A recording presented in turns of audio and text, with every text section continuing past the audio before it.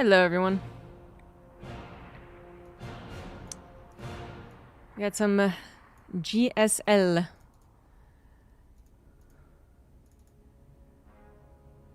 we're starting off with a PvP, apparently. Hero versus Zown.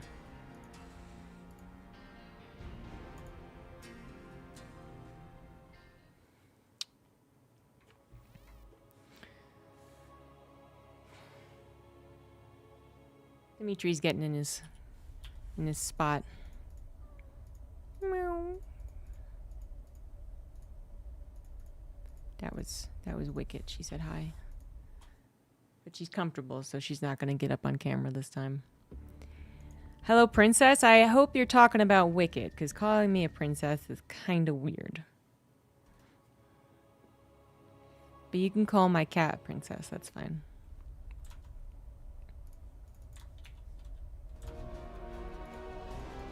It's GSL Group B, just right after Group A. In the bottom right, we do have the red Protoss Zown. And in the top left, it is Hero. Updated the overlay. I don't know how I got de-updated. Maybe I only had it on Europe, which actually would make sense. But now I also have it on North America.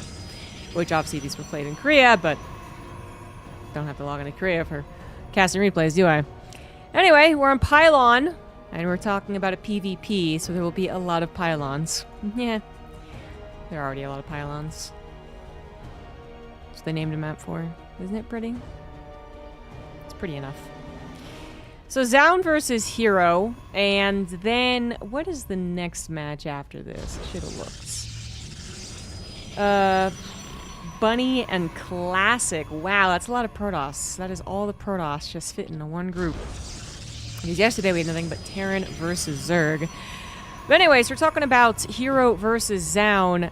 People are going to be giving Hero the edge. Is Hero probably one of the favorites to make it out here? I think I predicted Hero and Classic. As much I wanted to you know, give a nod to the Terran here. I'm not really feeling it for Bunny, but we'll see. We'll see. But it is PvP, and I don't think that Hero is infallible when it comes to PvP. And I think that Zown is actually quite good. So this is going to be kind of a tricky match, a tricky group, actually, because it is so many PvPs. Plus, it's a best of 3 versus a Terran, and maybe Bunny can bring out some all-lanes or some cheeses, something to shock and awe some of these Protosses. I mean, it could get ugly really fast. For Bunny's sake, I think he kind of has to do that ASAP. He can't go on revealing all of his Protoss builds if he has to face, you know, all 3 Protoss in like 9 games. That would kind of suck. But if he gets it going real fast, then maybe he can blitz his way through. As I said, shock and all, kind of. And then for the Protosses, I mean, they're kind of also in a similar boat, I suppose, as far as just they're facing so many Protosses. They're only going to be able to show so many builds, but when you think about how many builds exist in PvP, I don't know. Seems limitless. So many ways to trick your opponent that even if you consistently show a proxy Stargate, for instance, which is exactly what Zown is doing, there are ways to play on that. I mean, there's pretty much no other way to play a proxy Stargate other than the Oracles nowadays. They don't really have the proxy Void Ray anymore. But we have seen some trickery as far as kind of setting this up as a best of 3. Hey, I proxy Stargated. Maybe I did well, maybe I didn't. But then now I'm going to show you proxy pylon somewhere, and you're not going to know if it is a Stargate or not. Because you might also include it with the Adepts, which do commonly combine with the Oracle. Now, this is all known by Hero, who chose to go for a very simple and safe opener. Stalker, Sentry, pretty much the safest thing that you can do. And then immediately into a Robo. And that would be because the lack of second pylon was noticed. And oh no. Oh, well, that's not supposed to happen. Yeah, it is worth repowering that. But yeah, that's All right then, that's not a great start for Zown, who also got supply blocked off of that. So if you wanted to produce probes to prepare for the transfer over into the Nexus, that isn't happening currently. I think a second unit also has gotten delayed. Yes, indeed. And those units came back to stop the pylon. This is a disaster for Zown is what it is. And it really comes down to the Adepts not having that much of a threat if you are on top of your pylon block. So the Adepts, I mean, if they would have gone after the Sentry first and foremost, they could have killed that, but then they would have kind of struggled to kill the Stalker as well. Then we still could have had maybe some kerfuffle around the pylon, but, you know, hindsight 2020, that might have been the better thing. It's just unexpected. You don't expect to have to do that. You're also very much hoping that, of course, the Stargate's just not found out. But the way that Zound positioned it was very much in the hallucination path, and that is what's really bit Zound in the butt, to the point that, am I looking at a game over right now? I think for all intents and purposes I am. But, well, you know, there's a chance. Zound did finally repower the Stargate. The first Oracle already appeared. Actually got a baller stasis trap. That was quite good. Obviously late on to pull probes, but that is, in fact, a game over. Yep. Too much pressure at the front. And that is a shocking first game. Hero was all over that. I really wonder why Zound put his Stargate where he did. If the Sentry is made, obviously, off of a gateway and a warp gate, it will often stay in the main for a little while as it gets recharged, and then it can send the hallucination out immediately. So this would be... I guess it's not like it's always going to go over that Stargate position, because the hallucination could go from point A to, let's say, point B, and then it would only go through these bridges. You know, and that's the... and that's fine then. And then Hero would not have been so bold as to move out with his units if he did not know exactly where the proxy Stargate was. That was just very unfortunate. I don't know if this was a case of Zound studying Hero's hallucinations, or perhaps thinking that Hero wasn't going to bother with hallucination, of course. Maybe he was going to go double Stalker opener. Or if it was Hero studying Zound's Stargate locations. By the way, that actually just... that scout literally ended the game, because Hero knew exactly what to do to finish it off. So, okay. Quick and easy. Game 1 goes to Hero.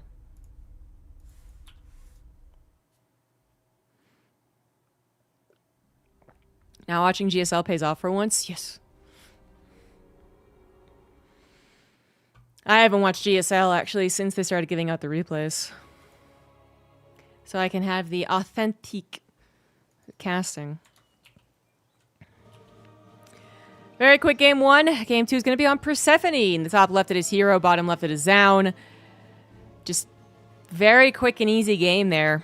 Hero, Sentry Stalker opener, hallucination finds the proxy Stargate, thus leading to the attack on the pylon.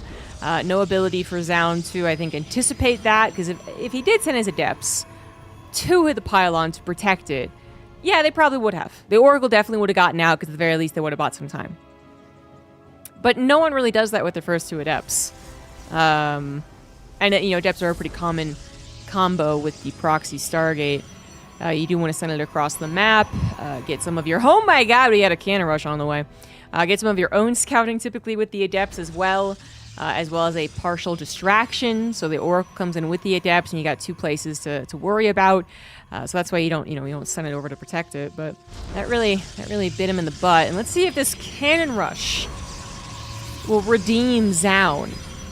Already kind of tricky, honestly. Already this is going pretty well. The fact that the 2 pylons are able to wall off is good. That's a good start. Second probe is here. Actually going to let these pylons finish. Okay, let the first one finish. Second one, it could force power high ground cannons protected by the low ground cannon, which only 1 probe can attack into. So that's pretty proper. Now, the second probe does not go down, plants down a cannon, does have to cancel it. That makes sense, but the 1 cannon on the low ground, I should say, is going to finish, allowing this probe, or this probe is still alive. It is still alive to try again. The Zealot, oh, well, it's not, oh no, no. Hero messed up. Hero lost the game. Hero lost the game. Hero forgot a second pylon. I am pretty sure he just literally forgot it. He lost a couple of probes, really, which is why he's able to build a Zealot. But that was a supply block. That was a supply block. Pretty deadly. Pretty deadly. The number 1 killer in a lot of games when it comes to cheese is not necessarily not knowing how to react to it if you know it's on the way. It's kind of the pressure applied and the mechanics that are put by the wayside while you panic. So that happened here, actually. That happened to a professional gamer, guys. Doesn't happen often, but it did. So no second pylon led to a supply block. Maybe if he had prioritized the Carbon X core, then pylon, that would have made some sense. But then the gateway might have fallen before a second unit got out anyway, just because there was such a significant gap one way or another in the unit production. So this is game. And, it's not very cool to be losing to a cannon rush on broadcast. But it happens to the best of us, apparently. His hero is the best of us. He's going to try and break out of this by getting a Robo, an Immortal, and a Warp Prism. And then his counterattack would be quite strong. Problem is that I'm not really sure he can afford to do that. He does not have enough to get both of those units currently, and the probes have stopped mining. And the Nexus is also going to die. He also doesn't have enough minerals to build another Nexus, if that was his plan. So that's, those 2 shield batteries were quite unnecessary. That's just panic. That was, that was already knowing you screwed up and you were dead anyway, and then just trying to figure things out as you went along. But yeah, and then he was supply blocked as well, so there was really nothing coming out of that Robo. GG's, sound wins. Speed Racer PvP.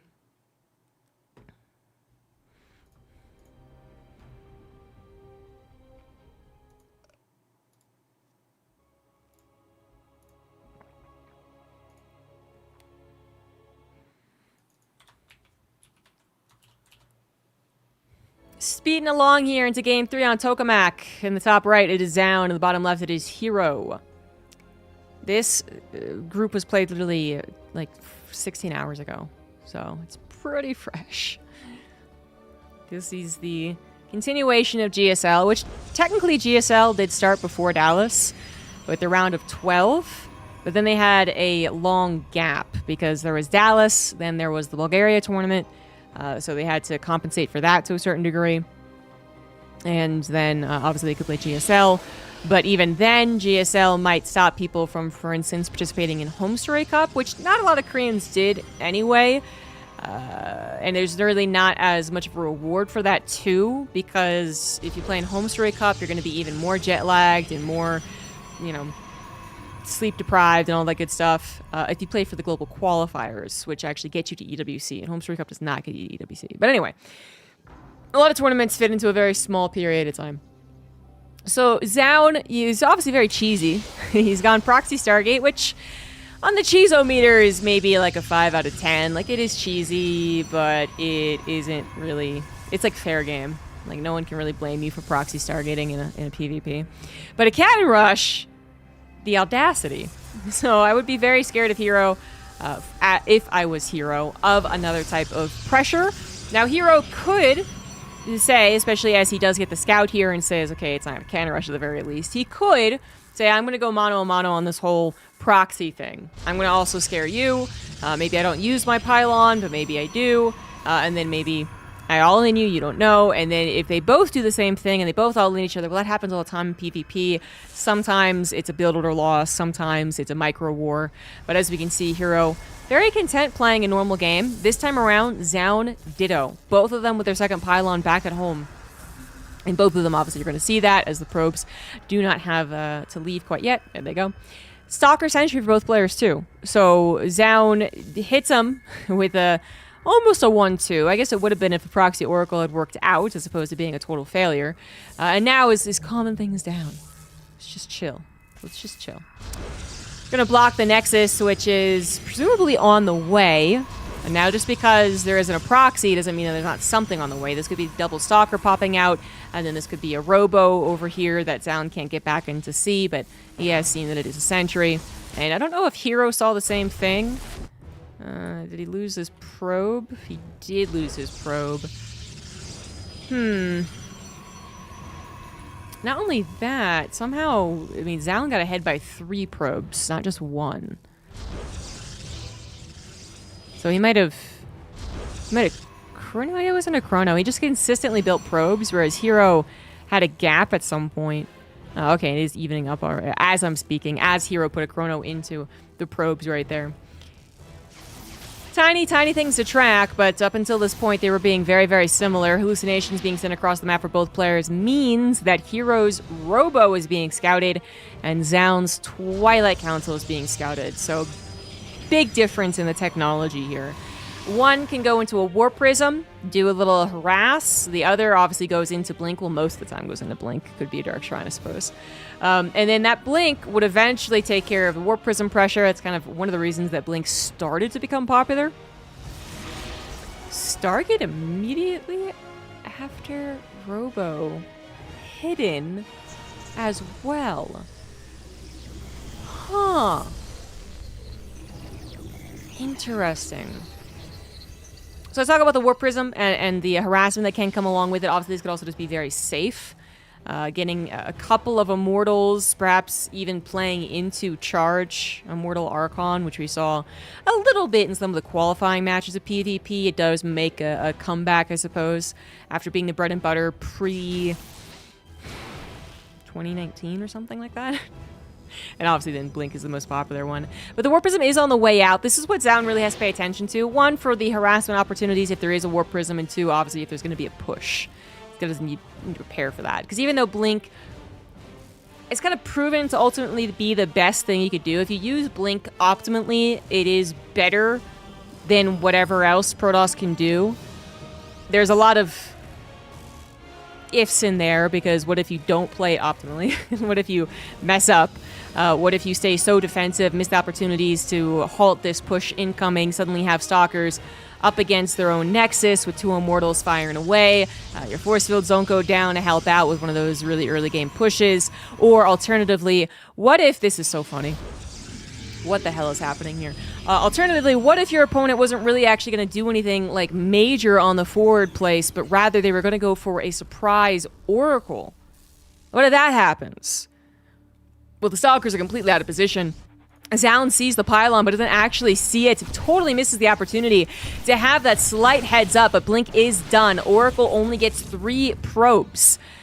Thankfully, Zound had only just begun to move out and was able to respond. Funnily enough, if Hero had waited 5 seconds longer, unbeknownst to him, that would have worked out. Now, second Oracle is found out by Zound's attacking army. Fortunately, it does survive, but it's in a very awkward place right now. Hero needs to worry about the defenses of his own, because he didn't actually go for a lot of army. He's not the one that's pushing. Zound is the one feeling very capable moving out on the map, going with his Blink Stalkers, that if they did find something they couldn't tackle, they could leave anyway. But he has dedicated more to the gateways. He has delayed his third Nexus. This is a very specific attack, dedicated to a certain extent as well. Hero's own third is going in a corner base, so I mean, it's dedicated from Zound, because if he was trying to face the third base, then, you know, obviously needs to kill that, which I think he absolutely would, and then maybe find more damage, because he has fallen behind in probes as well. But you know, if his opponent's also on 2 bases, then this is something that he could use to go ahead and take a third base of his own and get ahead in that macro sense, too. A couple of Adepts showed up with the Warp Prism that Hero did bother getting. It just hasn't been used until this point. And the Oracle also in the main base, making sure perhaps that the...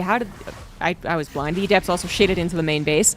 This is actually a lot of pressure, but then Zound decides to go for the throat. Looks like he already took out one of the Immortals, so 2 of the Immortals. Third Immortal, however, coming in at the nick of time. The force fields are definitely awkward for Hero, but Zound has already missed out on so many of the Stalkers. The retention did not happen because he dove.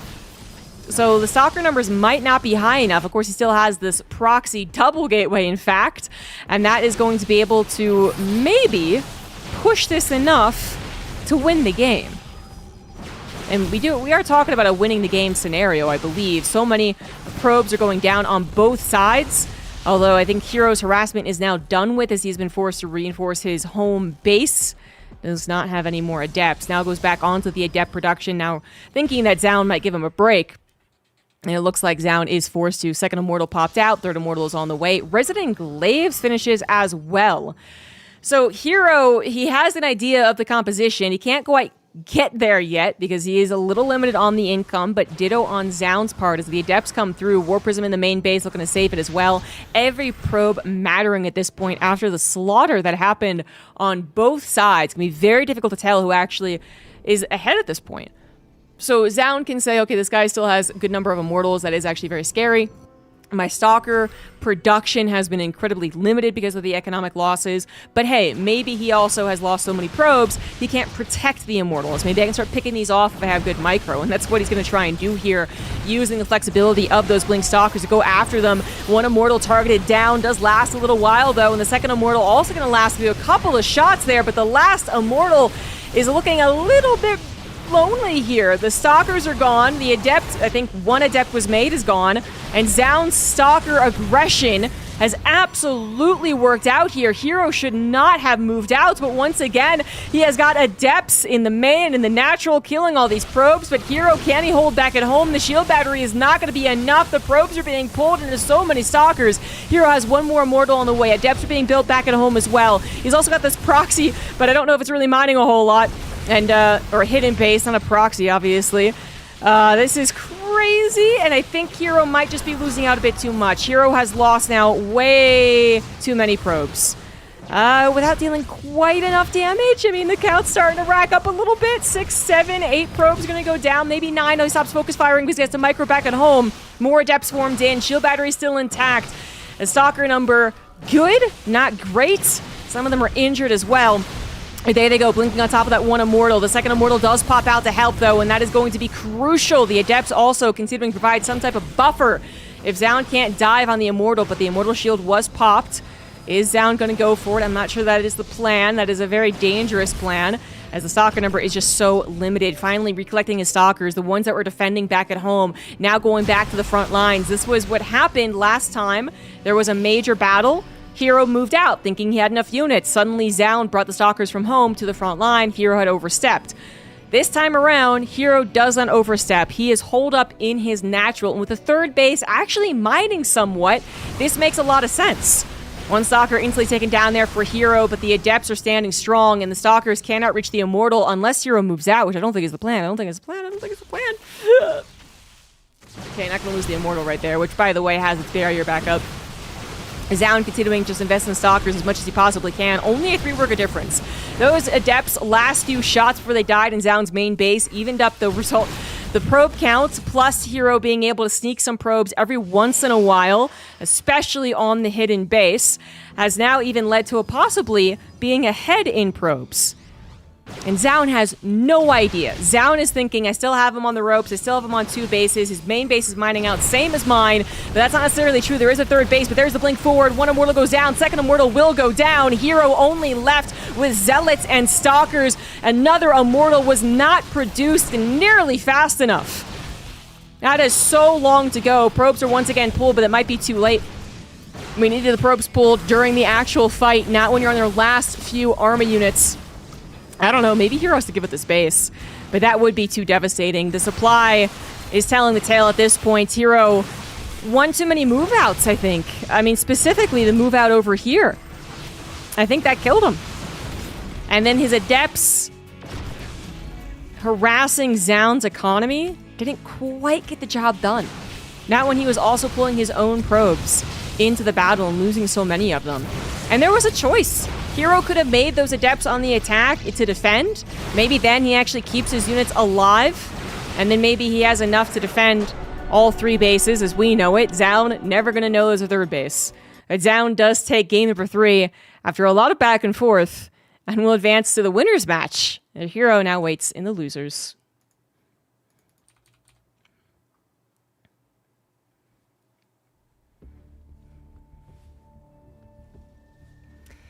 Glaive Adepts don't kill Stalkers quickly, but Stalkers don't kill Adepts very quickly.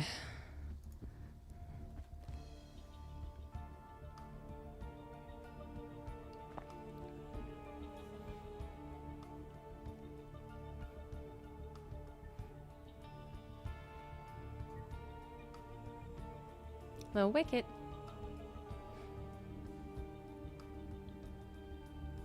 Who has better slaps? Stalkers are better.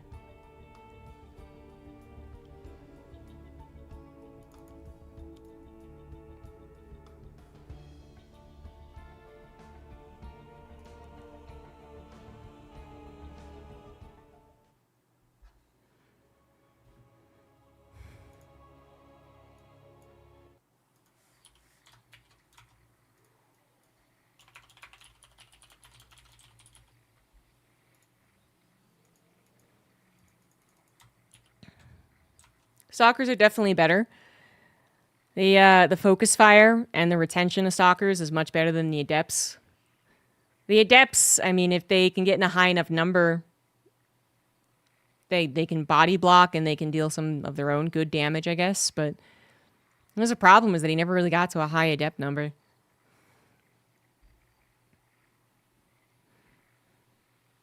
He does love this bed.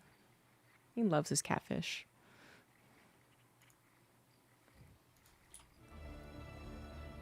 And now we have our second match. It is going to be Bunny in the bottom right and Classic in the top left. That PvP ended with a bit of a banger, actually. There's a lot going on. A little difficult to track, but hindsight 2020, maybe if Hero had kept more Adepts at home. Yes, he would have not killed as many probes, so he would have fallen behind on probes, but with that secret third, you know, maybe he could have retained more units, not had to been so desperate to replace them, didn't have to pull probes over and over and over and over again, and then actually saturated the base unbeknownst to Zound. But that's big what if. We're moving on to a TVP. Classic, I would say, is the favorite here, but Classic has proven to maybe be a little more vulnerable to some of the Terran shenanigans. It's kind of funny. Hero seems surprisingly vulnerable to SEV pools, even when he sees them, and he knows what he should do against them. But he doesn't seem to be fazed by some of the earlier tricks a Terran can pull out.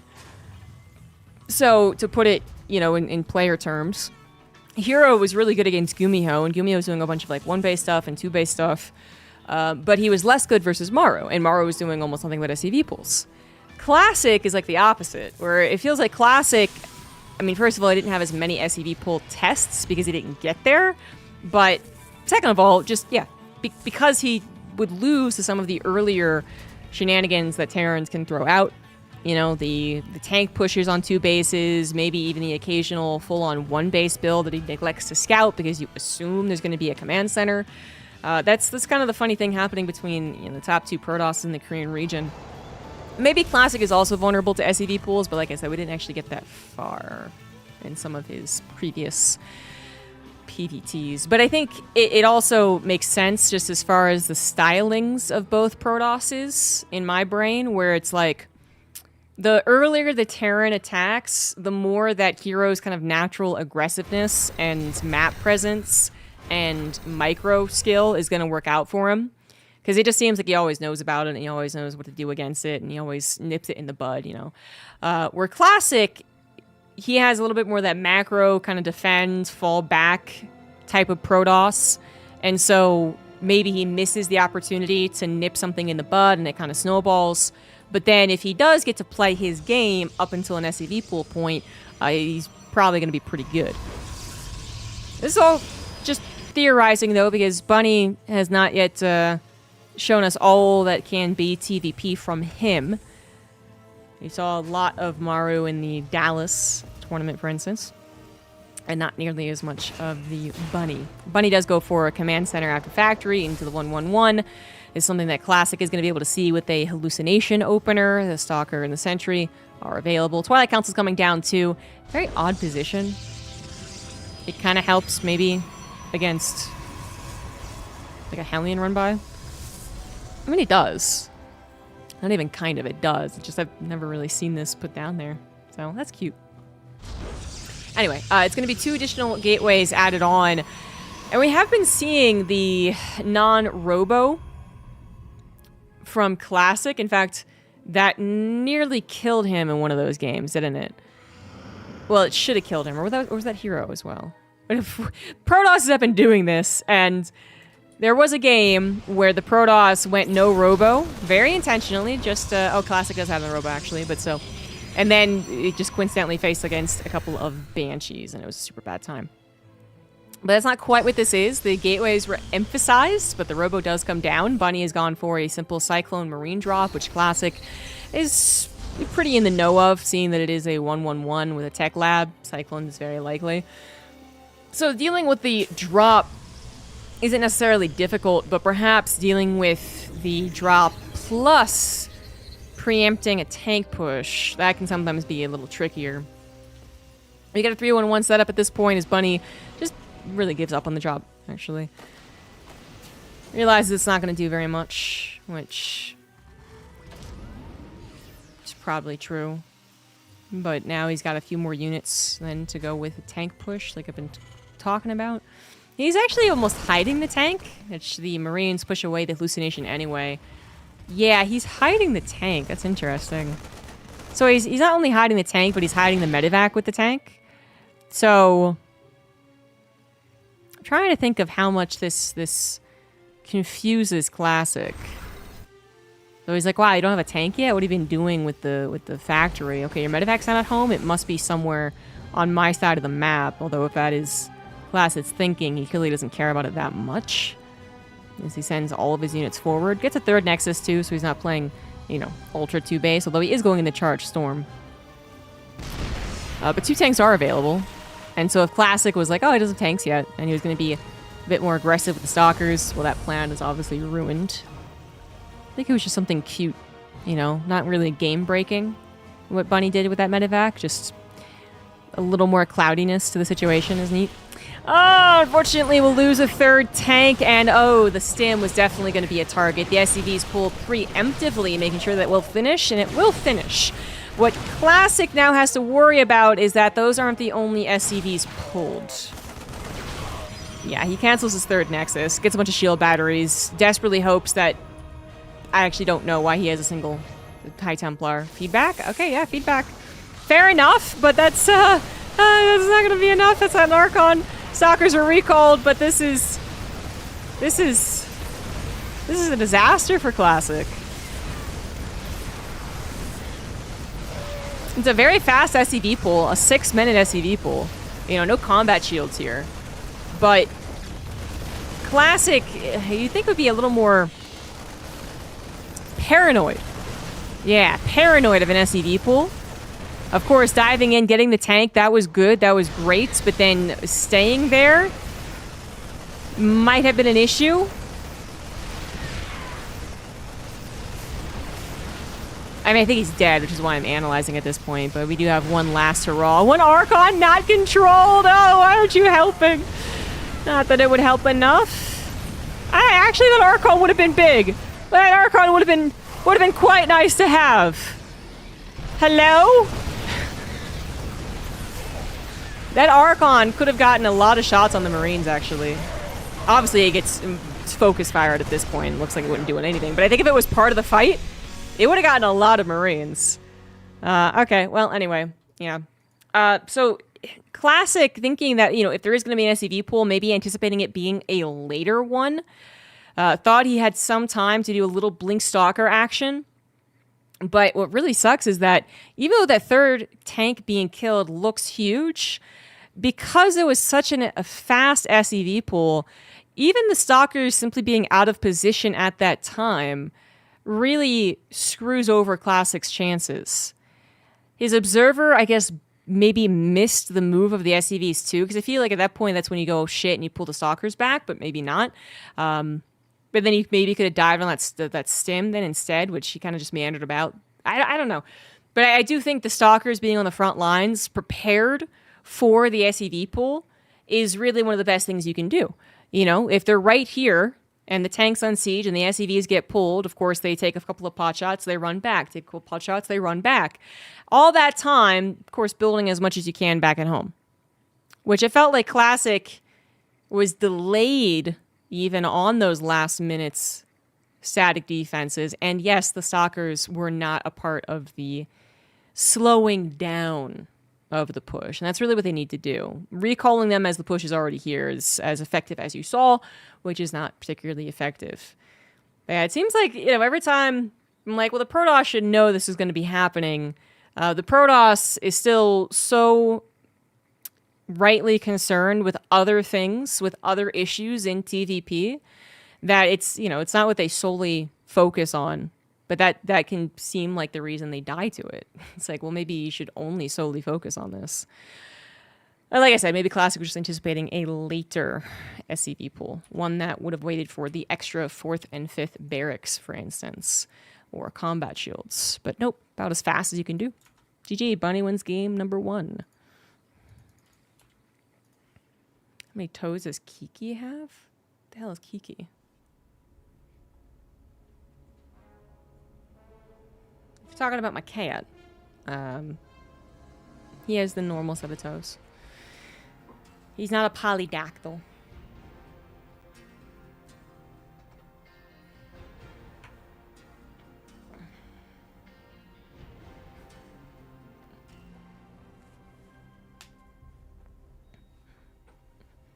We have had a couple of polydactyls at volunteer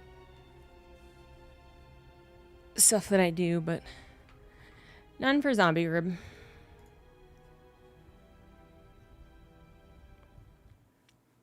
Just want to thank you for not having sub-only VODs.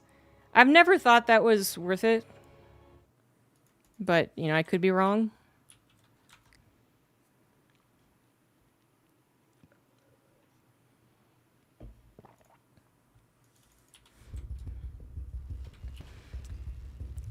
So, bottom left, Bunny, up 1, top right, classic.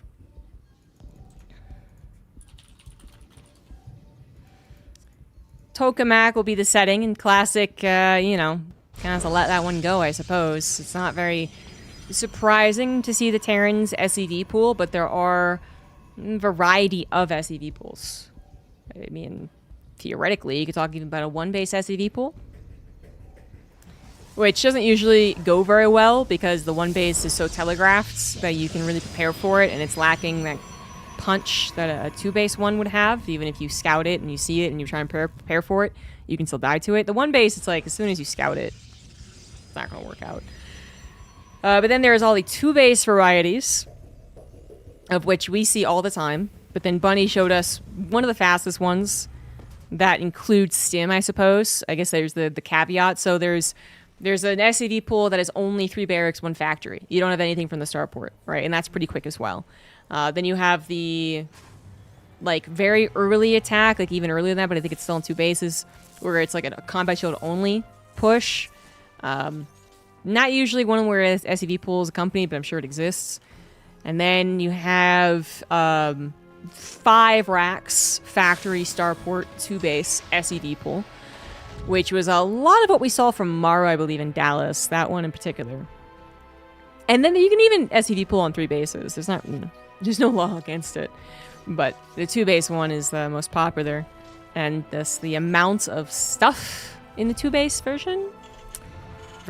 the amount of versions, it's just difficult for the Protoss to track. Because if you do think of it from the Protoss's point of view, it is easy to be like, well, the Protoss should just expect the SCV pool. What is this fool doing? And to a certain extent, that sometimes is just a little baffling, where some Protosses do seem to just totally forget that an SCV pool is possible, despite being very meta. But other times, you got to give them some credit. Other times, you got to be like, well, they're also in a position where they would think, if I don't read this correctly, if I over-defend against something that isn't actually on the way, then I could be in trouble in a potential macro game, which is true. And so we see occasionally the Terrans, you know, 1, 2, 3 SCV pool, early all-ins, whatever it is, and then boom, suddenly a macro game. And that can really throw the Protoss off. But as far as the variety of 2-base all-ins, I think there's also the idea that, okay, well, if he does this version, I could probably get Storm, which maybe was what Classic was hoping to do. Maybe if that 4th and 5th barracks were added on and we waited for combat shields and then we SCV pulled, as the Adept does go down, doesn't get the Reaper either, then maybe I would have had Storm, and then I would have felt a lot better about the SCV pool. So there's complications. But one of the first things, one of the first most important things about dealing with an SCV pool, or really, you know, any type of aggression in that fashion, I guess, one that just kind of charges through the middle of the map, no fanciness with drops or anything. The most important thing in dealing with that a lot of times is stalker positioning. If we're going to go ahead and assume that everyone gets Blink Stalkers in this matchup. But the stalker positioning is usually what really, I would say, makes or breaks the effectiveness of an SCV pool. Because if those 10 stalkers are on your ass from your natural to their natural, it's so much different. The amount of time that buys, the amount of Marines that die, the amount of SCVs that die or have to be pulled back and microed and blah, blah, blah, blah, blah. Like, it really does impact things. So in the Protoss, when a Protoss just doesn't have stalkers ready right there, I'm just like, oh, well, this has already reduced, like, its chance of defending by 50%. I don't know, something like that. And speaking of stalker positioning, this is one of the reasons why Banshees can be such a great addition to a potential SCV pool. And we do have Bunny having gone for a 1x expands, very typical stuff, 3 racks, 1/1. Okay, sure, but he could still be an SCV pool, obviously. The Banshee is a great addition because it can either kill a bunch of probes and or drag those stalkers out of position, because you have to respect the Banshees. Eventually there will be 2, and a shield battery will not cover your bases. So that's why the Banshees can be especially cruel, even if they don't seem like they're doing a whole lot of damage. Plus, how many times have we seen 2 Banshees not focus fire down? Maybe there's too much emphasis on charge, for instance, charge lots, and then the Stalkers can't shoot down the Banshees, and the Banshees just, they wreck face. They have really good DPS. Now, is that what Bunny's planning on, SCV pulling after the Banshees appear? I'm not positive, but I think it'd be a pretty good idea. If you lose the Banshees, though, that's not something you can do, and this Banshee was pretty brazen about going into the main, but it turns out that its courage is rewarded. The Observer was out of place, although not now, so I'll take that back. I will take that back. That was not rewarded. Oh, this is a very early push. Okay, so we're not waiting for stim, clearly. We're not even waiting for add-ons at this point. We are going, but with a very, very small SCV pool. This is definitely more of the pressure, not all-in version. But it does suck to lose that second Banshee. And this does not seem like a lot of units. Classic does blink forward, take out the tank, loses a couple of Stalkers of his own, but are taking out the anchor to this push. That is pretty worth it. More Stalkers being warped in, and some of the Stalkers blink back to retain themselves. Sentry gets obliterated. But at this point, I think we're just waiting for maybe charge. Yeah, and a handful of Zealots, and then we can take care of this. Bunny, in a bit of a difficult situation, he can't pull back. But continuing with this might also not reward him. Stalkers actually end up getting a tank on the reinforcement line. That's a good split of Stalkers, too. Enough to obviously take out the tank lickety split, but then also to continue, going mano-mano with the withdrawal. Then you're going to collect the forces, get a good old sandwich going, and Bunny is in some trouble. Only 1 Banshee remains. Thankfully, the Observer is a little bit slower, and 1 was sniped, but here it comes now. The Marines are all gone, and the Banshee is sure to fall. Actually loses its cloak anyway, without energy. And Bunny is in so much trouble. That did not affect Classic very much. The probes were not killed. The Stalker losses were not big enough, and he even gets a cancel on the 3rd CC that was placed probably in a hurry more than anything else. Maybe it was some SimCity idea, but either way, it's gone. Bunker's gonna fall, tank is fallen, taking the high ground is gonna hold for now. The Classic isn't even really investing into this terrible amount. He's getting Warp Prism now, but he's also getting a 4th Nexus, the upgrade's finishing, and the Warp Prism is just now on the way.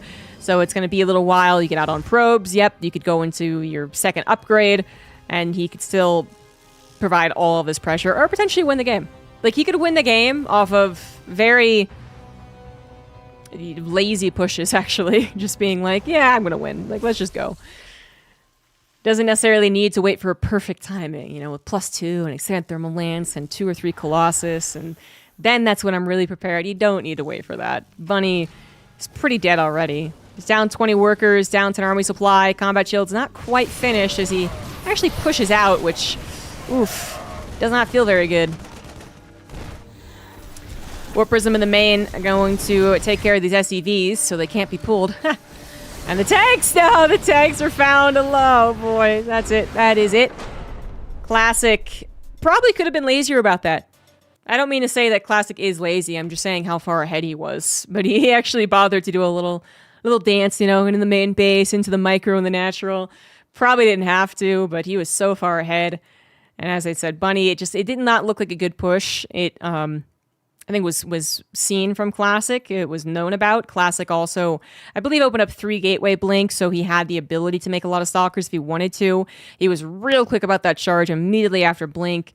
And then, while he didn't actually get any amounts of stoppage on it, it did kind of arrive very quickly. There was just a good amount of Stalkers. He also did not probe up as much as he could have. His base was not fully saturated when the push actually arrived, so that means that he was actually using his 3 gateways to produce units. And if you are going to just pretty consistently produce Stalkers, Bunny's going to need a bit more firepower when he does that push. So GG's. Classic takes care of that one pretty easily. In my theory, not enough SCVs were pulled. Just clearly.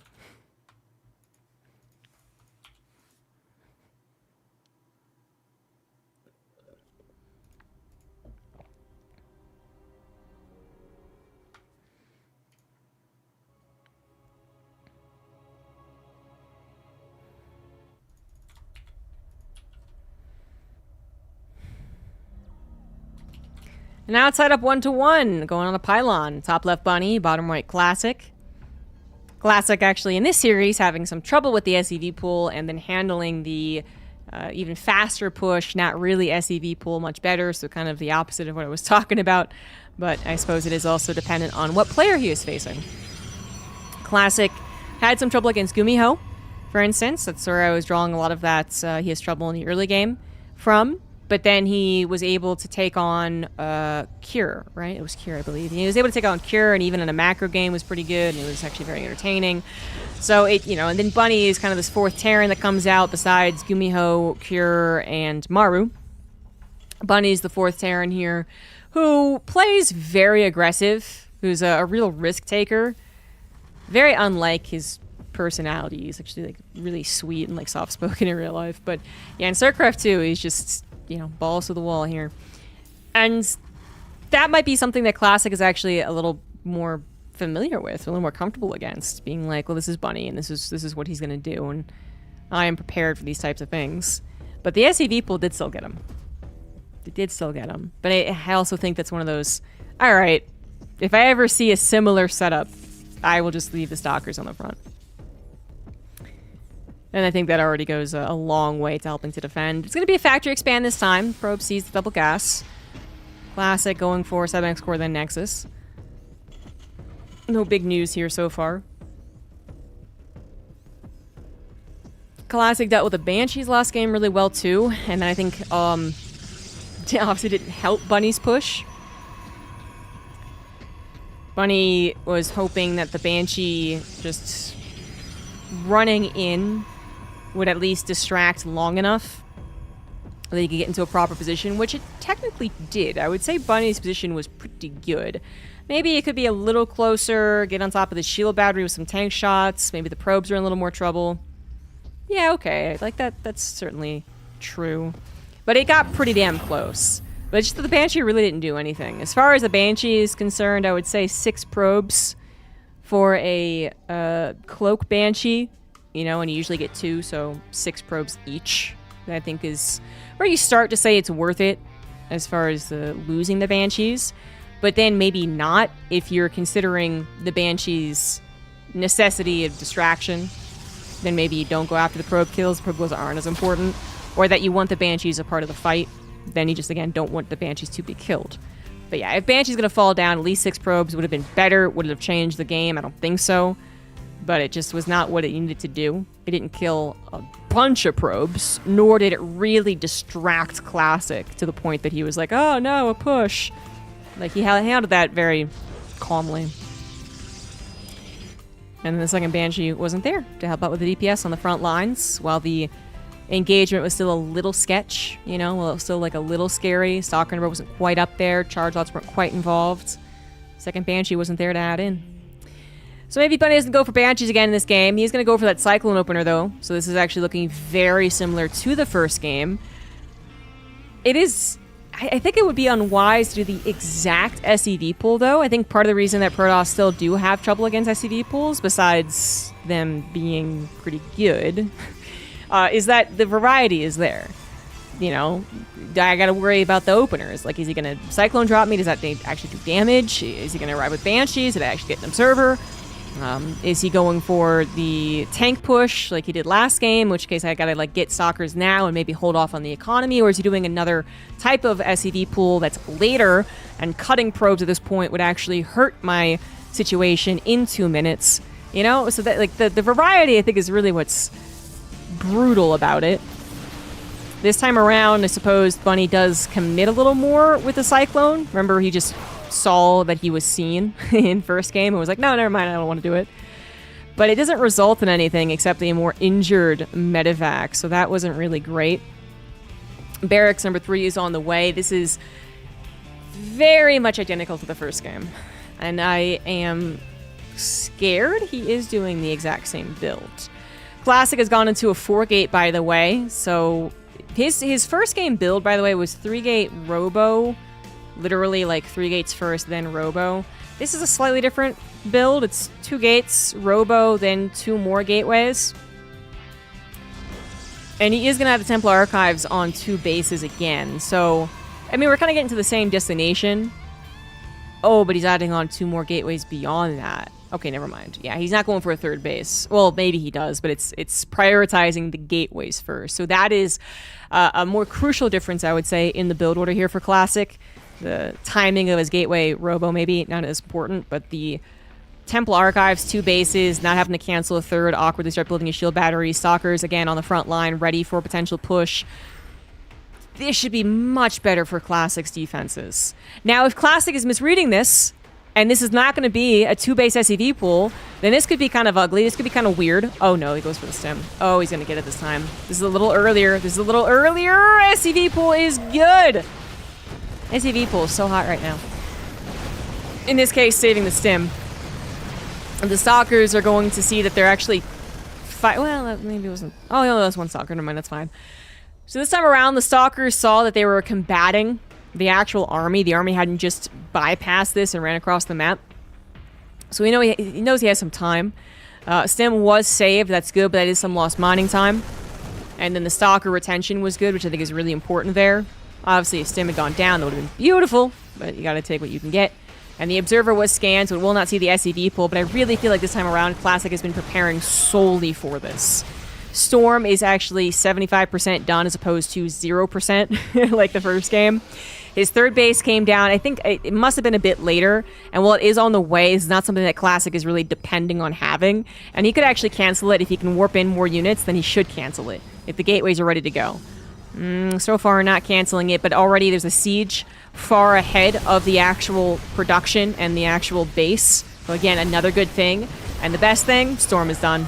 Storm is done, Storm is hit, and now the Zealots will rip through all of these injured units, take out the tank as well. This is super one-sided. A complete reversal of game 1 as well. I mean, this Classic just was confident it was going to work, so that's why he didn't bother canceling the 3rd. He was like, I got enough. I'm fine.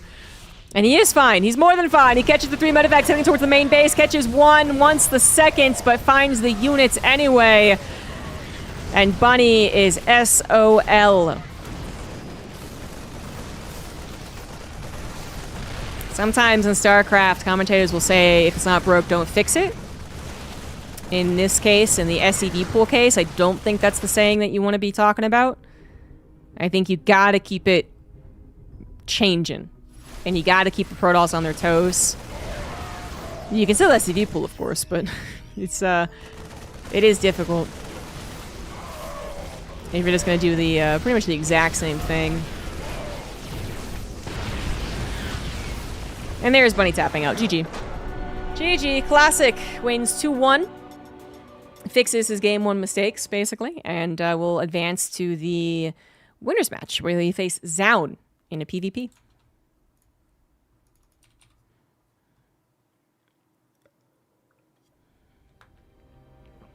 GSL is super fast. He's a cute cat, thank you.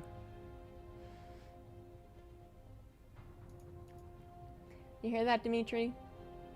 He's a good boy. Where's our cute kitten?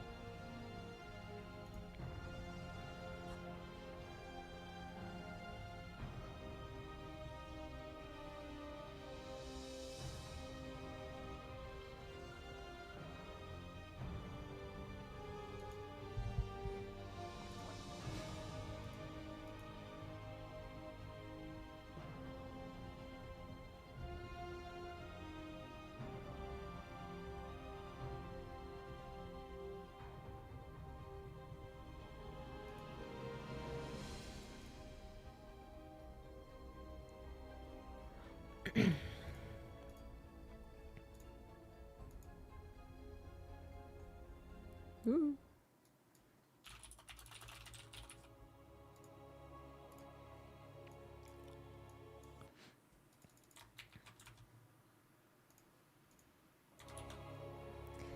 The winner's match will be a PvP in the top right. It is Zound. And in the bottom left, it is Classic. Am I casting EWC Mrs. Streamer? Is there a Mr. Streamer? I will be. It's not announced talent-wise, but since... Who's patrolling it?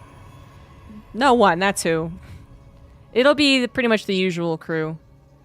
No surprises as far as I know. Although the setup is a little weird.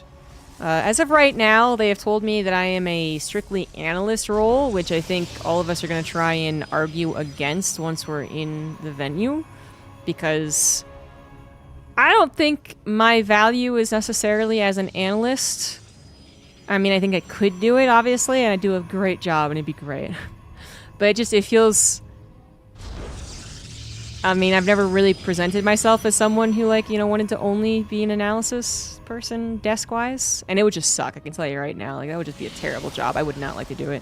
Roddy's okay with it, but I'm like... All of us got into casting. Like, none of us got into desking. That's so stupid.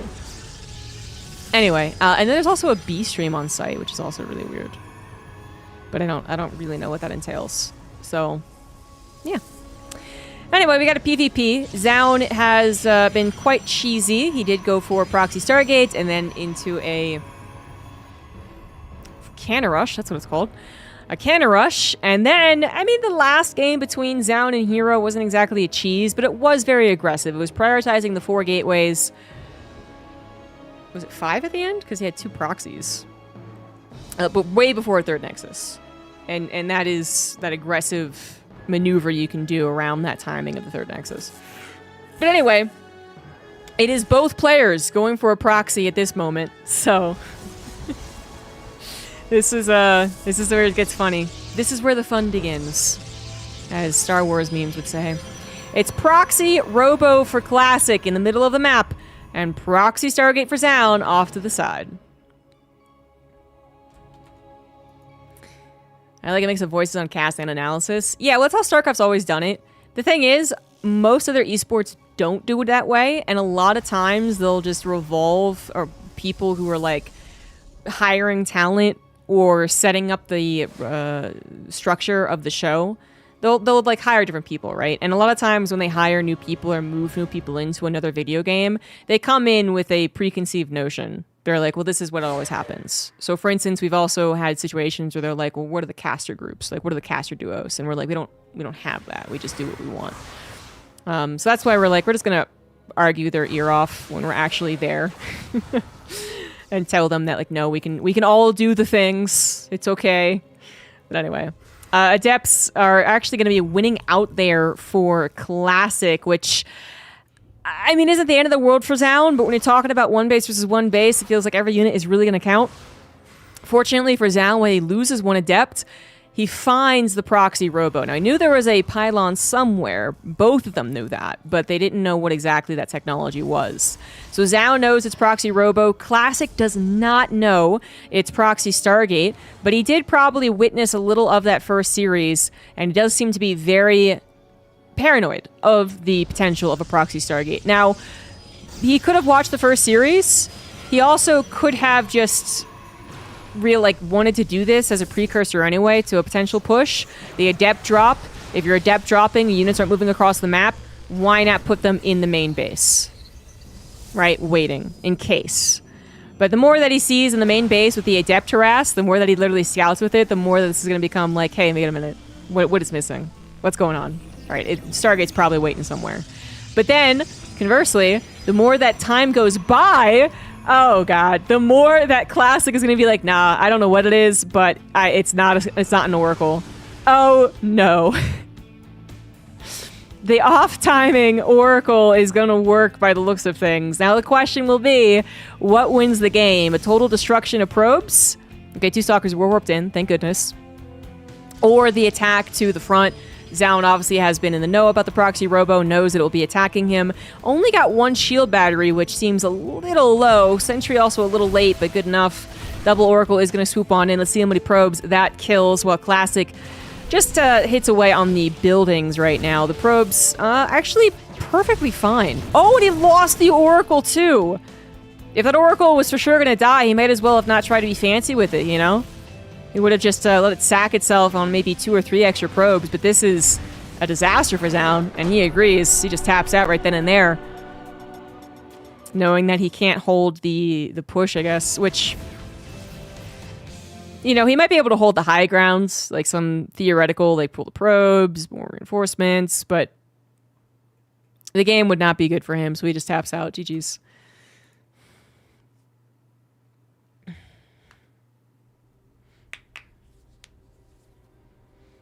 Now, I think there are some people who really don't appreciate desk time. And, you know, if they don't want to do desk, I can kind of understand it. But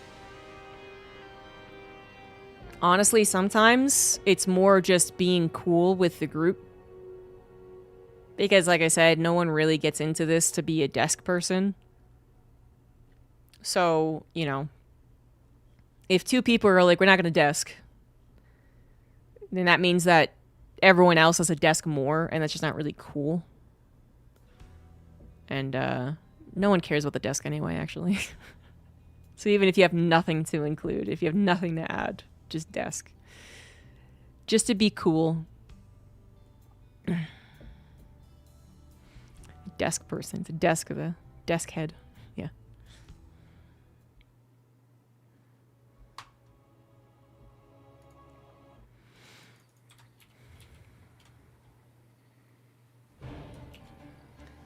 These PvPs are going by fast. The TVP was hardly any slower. In the bottom right, we have Zaun. The top left, that is Classic. Classic's Proxy Robo wins out with some good safety. If he had blindly gone for the push without any consideration for an Oracle, or he gets like a shield battery just in case, but, you know, doesn't get anything else, so many probes would have died. And then Zaun doesn't tap out when he does, because there's a good chance that he would have had 25 probes to 16, or even less. And then that's way more doable.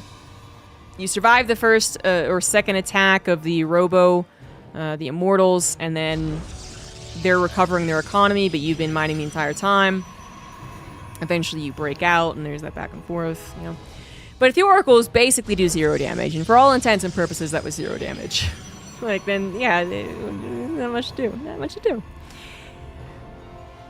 Like, Classic is really important about that, is that he did mine the Proxy Stargate. Even though he didn't technically know that's what the build was, he had some evidence. He had the knowledge of what Zaun did to Hero in their first game. He had the sort of tell that was the 2 Adepts initially. Now, Classic also went 2 Adepts, and he went Proxy Robo, so it's not always a Proxy Stargate with that, obviously, but it's like a little like, okay, well, you know, it's very similar to that first game that he did versus Hero, so like I should be really wary about this. And then you see that there is no technology in the main base with your Warp Prism Adept harassment, and then you're like, well, what does this leave?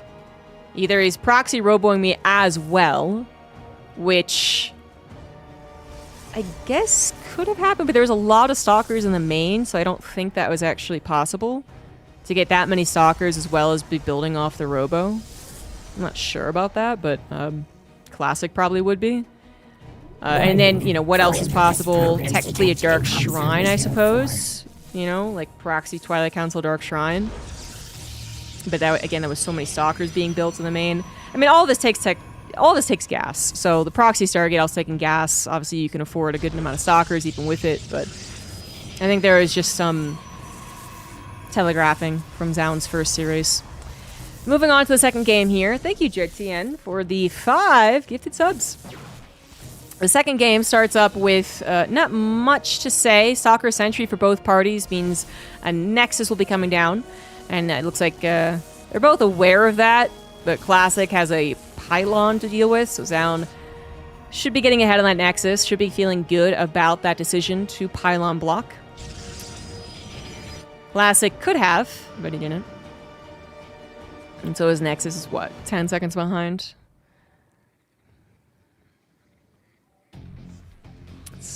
I don't know the math on it. I do not know the math on it. But I could see there being an argument for that pylon not being worth it. Yes, 100% it delays a Nexus that was definitely going down, but you did also lose 100 minerals. Anyway. Clearly Classic didn't think it was worth it, but Zound did. Twilight Council about at the same time. Shield Battery on the front there for Zound, as Classic actually goes for a bit of an attack. Now this is not so different. It's just that there are hallucinations. But 3 Stalkers would be a little more of a punch. The Shield Battery protects the 3 Sentries appropriately. And Classic will be finding much damage. They both are proxying pylons again. They are mirroring each other. Aside from the Sentry vs. Stalker production, this is very mirrored. Now, at this point in time, I believe you can still count pylons. I don't know when Protoss stopped counting pylons. I'm sure there's a point, but I believe at this point... they both are doing a Dark Shrine. I actually haven't seen this in years. I'm sure I've seen this before, but it has been a long time. I think Zound picked up on it, though. So as I was saying, I believe you can count pylons. And they both had the same amount of pylons. Did both of them fake an additional pylon? It looks that way because they have too much supply. I think they are both faking each other very convincingly, but maybe Zound is like, wait a second. I'm not convinced by this, because this is a very fast forge for when you're also trying to get a Dark Shrine.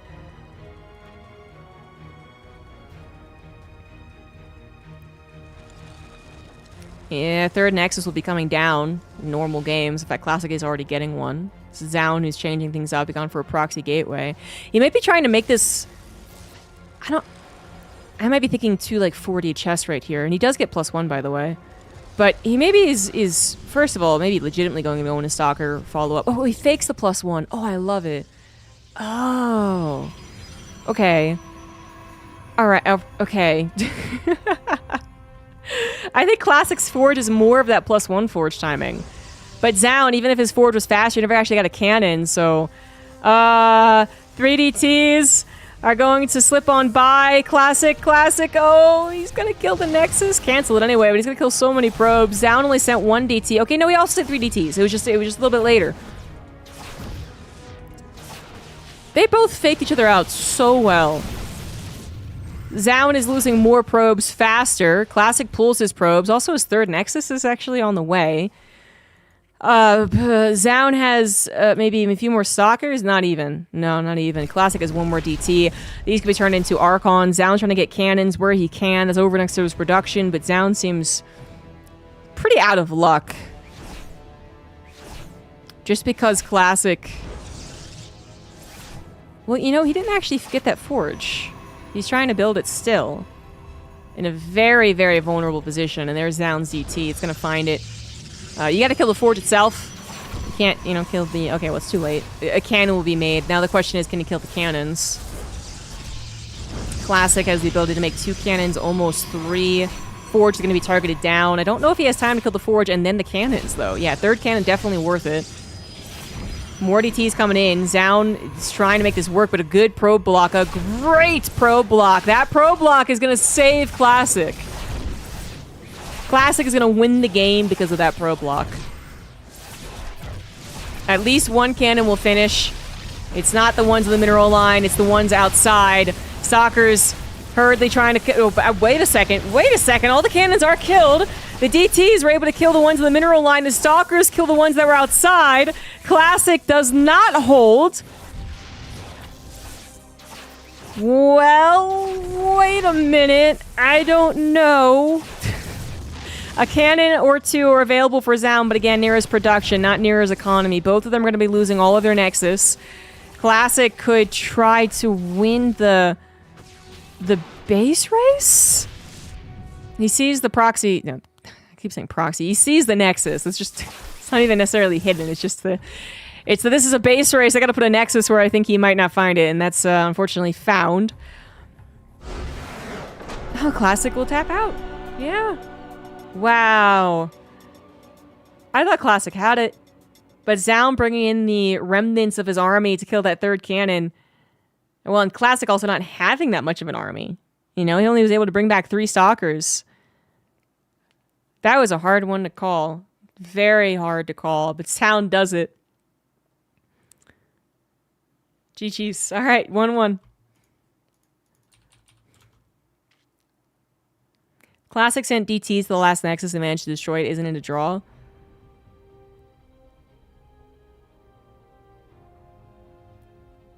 Hold on.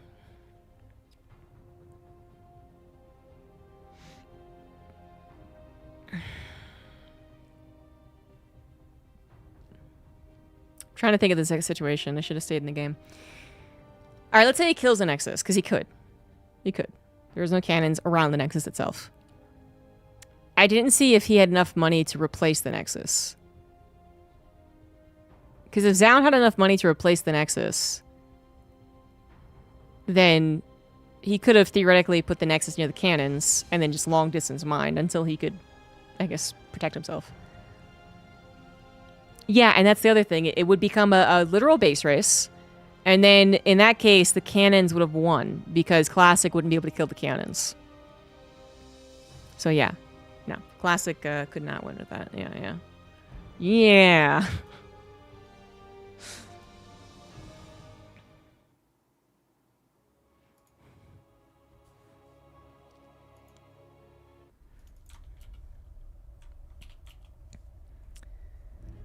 What a crazy game that was. And the bottom right now of Pylon for the final map here, it is Zaun. On the top left, it is Classic. I can't believe I saw a mirrored build like that. As I said, I know I've cast it. But it has been so long since I've seen double Dark Shrine. And they both were identical in the way that they were trying to convince the other person that it was not a Dark Shrine. The Pylon specifically, I believe.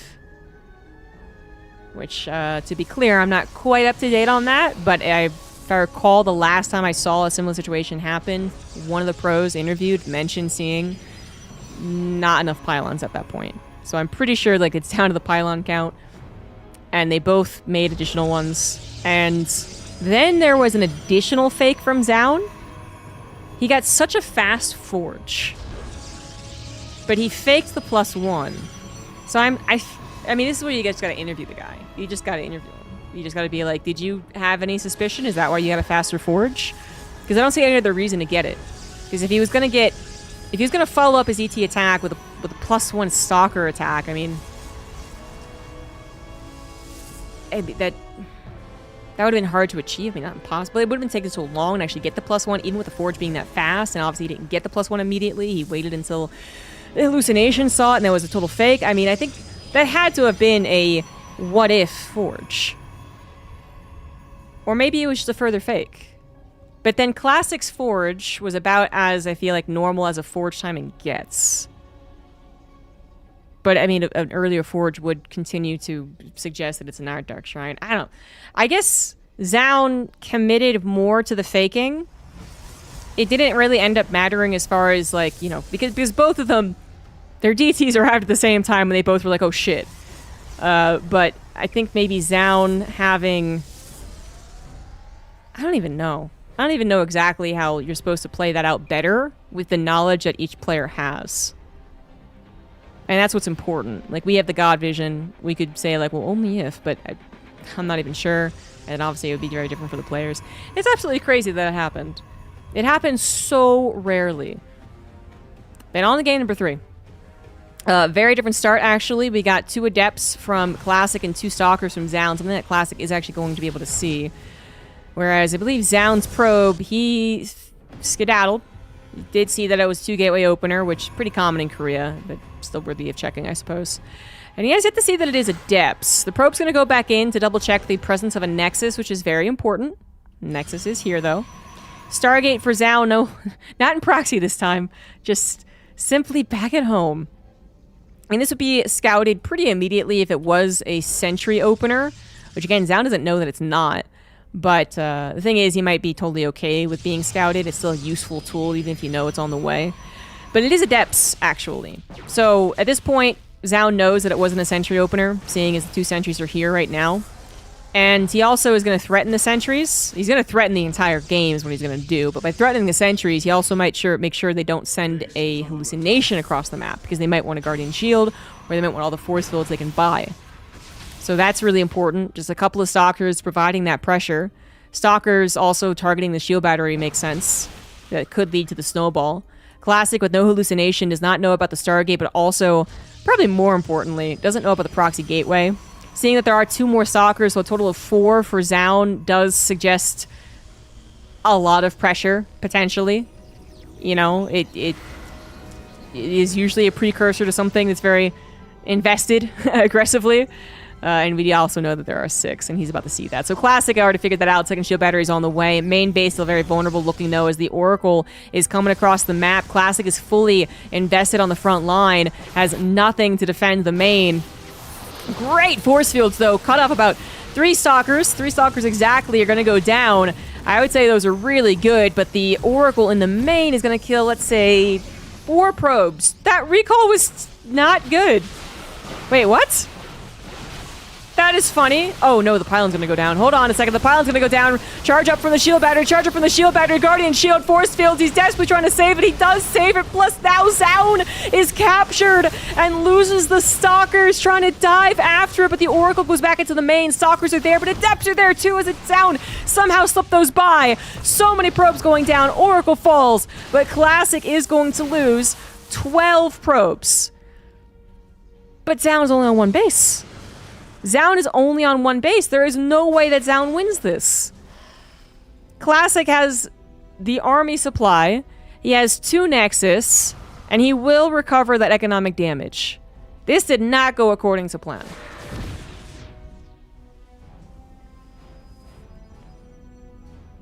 Yeah, that recall was so funny. He's like expecting the Stalkers to be recalled, and then the sentries show up, and it's like, well, I mean, okay, the sentries are fine. I should clarify. I mean, I said it was a bad recall. I shouldn't have said bad. I just was like, it's the recall I wasn't expecting is what it was. But shields, you know, obviously are affected now by the sentry, so it's fine. But it's the fact that sentries weren't a part of the fight at the front that I was a little more concerned about. But they did come out to the front. In fact, their off timing led to Zaun believing he could kill the pylon because the sentries were out of place.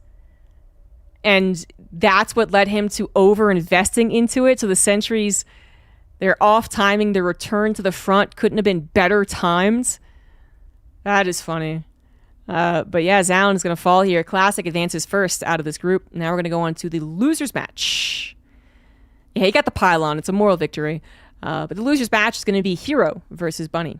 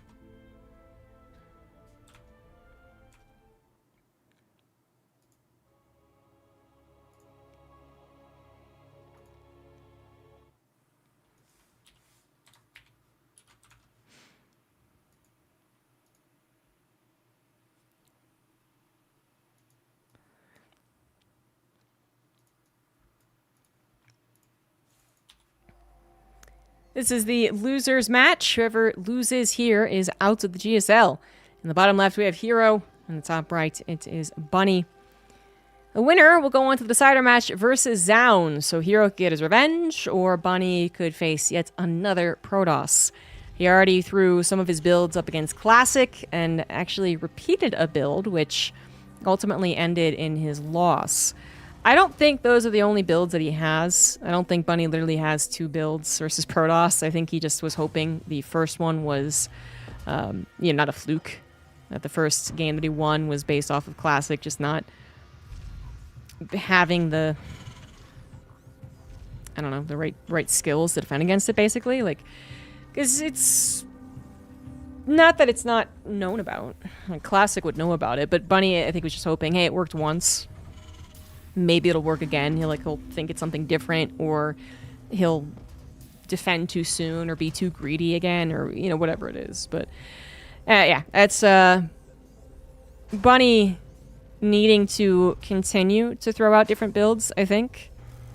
He can't do that same build versus Hero, for instance, I would say. I would say that Bunny can't do the factory expand, cyclone drop into 3 barracks, SCV pull with stim, no combat shields. I don't think so.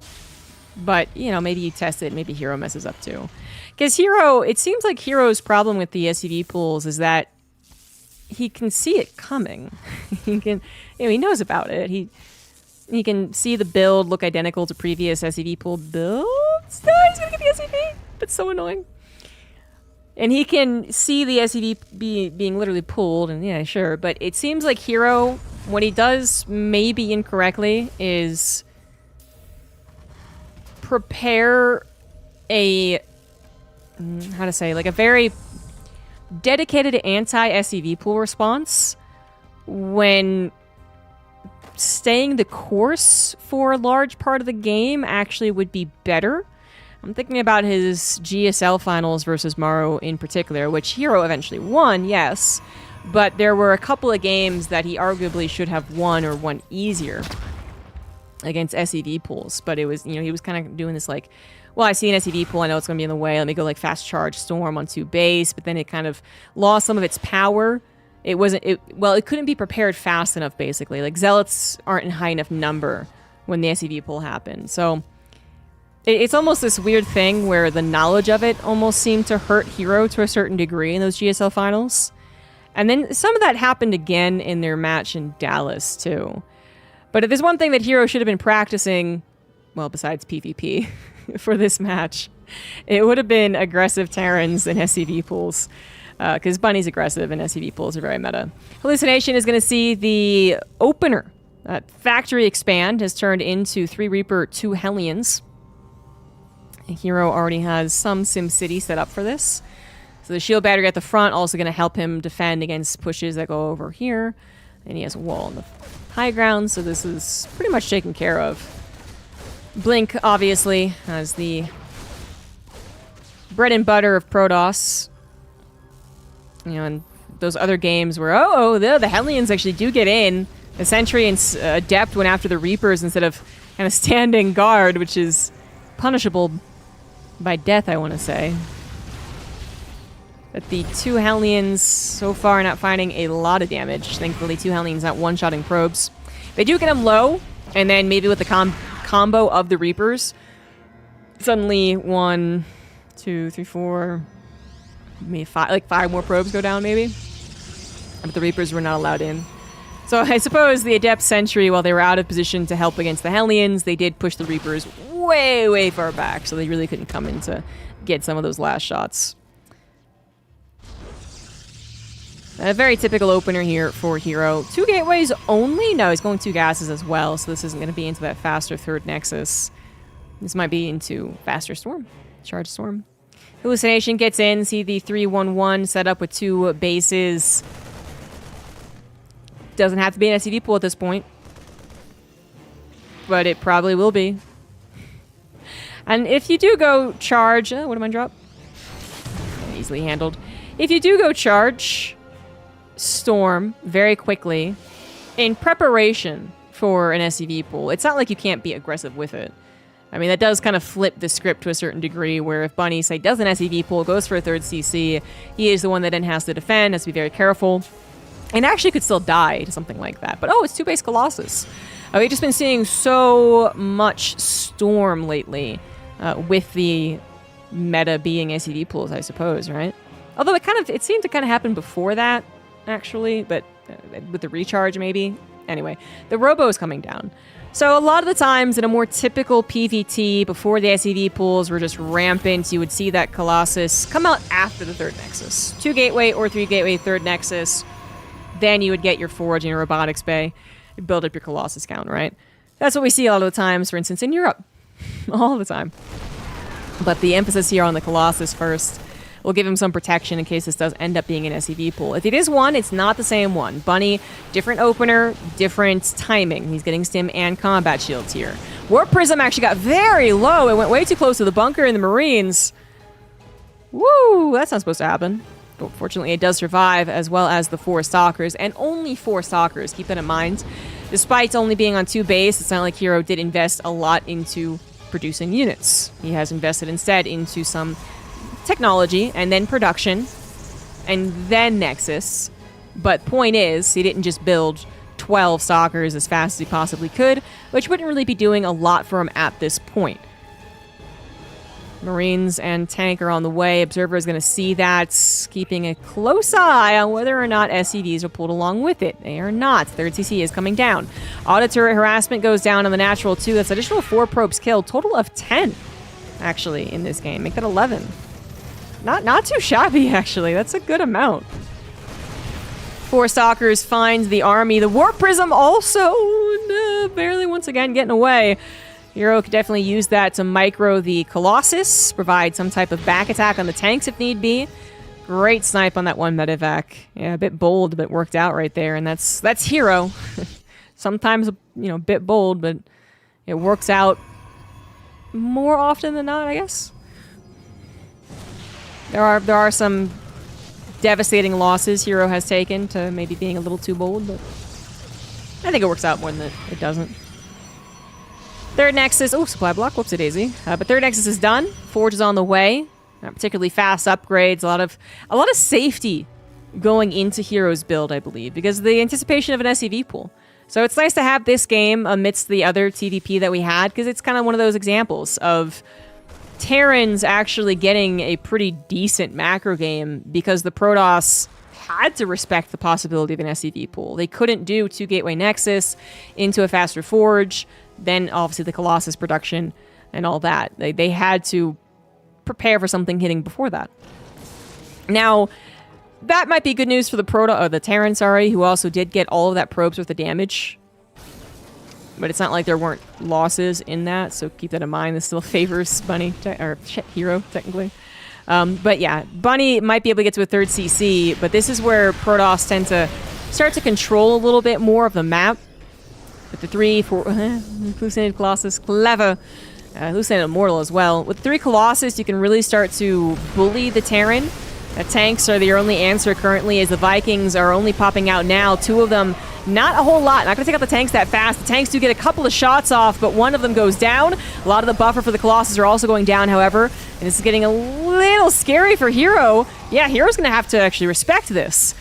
He is missing some units to protect those Colossus from the impending concave. As the army of Bunny was able to survive for the most part, just that tank really being the biggest loss there. Otherwise, good number of Marauders left alive, good number of medevacs left alive, and the Viking count was starting to increase. And there wasn't just a lack of zealots on the front line, there was also a lack of stalkers to target those down. So that was pretty much, I think, the most crucial moment. Not to overstate it, but I think that was one of the most crucial moments. That was the push that determined how much Hero was going to be able to bully Bunny in this game.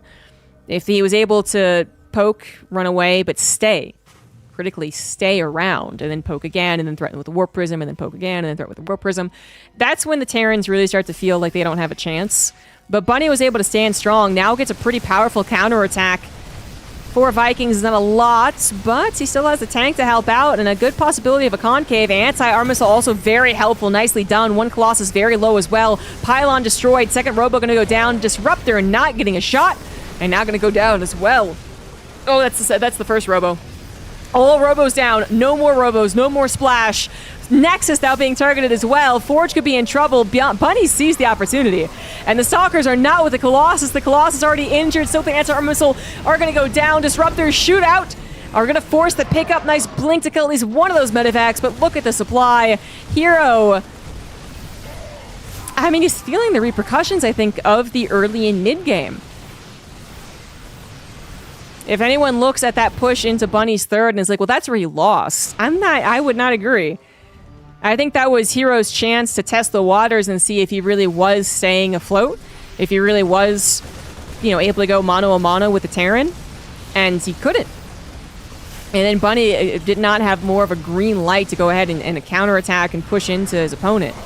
Almost doubling his supply now, so even though Hero seems to be holding on, I don't really believe it. Fourth Nexus is done, so he's still on 3 bases, but he's lost very crucial production, still not replacing the robos. Hero might just go for an all-in at this point, trying to chase down all the reinforcements that he can, maybe opening up an opportunity for a Hail Mary counter-push. But there's still a lot of Terran left over. Woodermine's also getting some shots off.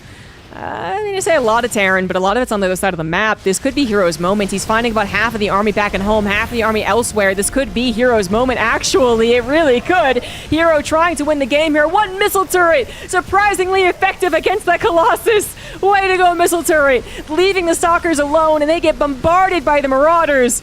And that moment was fleeting. That is going to be it. This game is Bunny's. GG.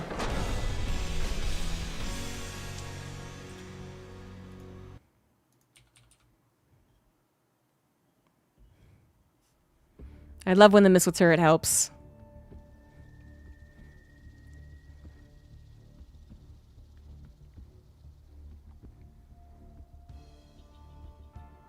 I got another cat.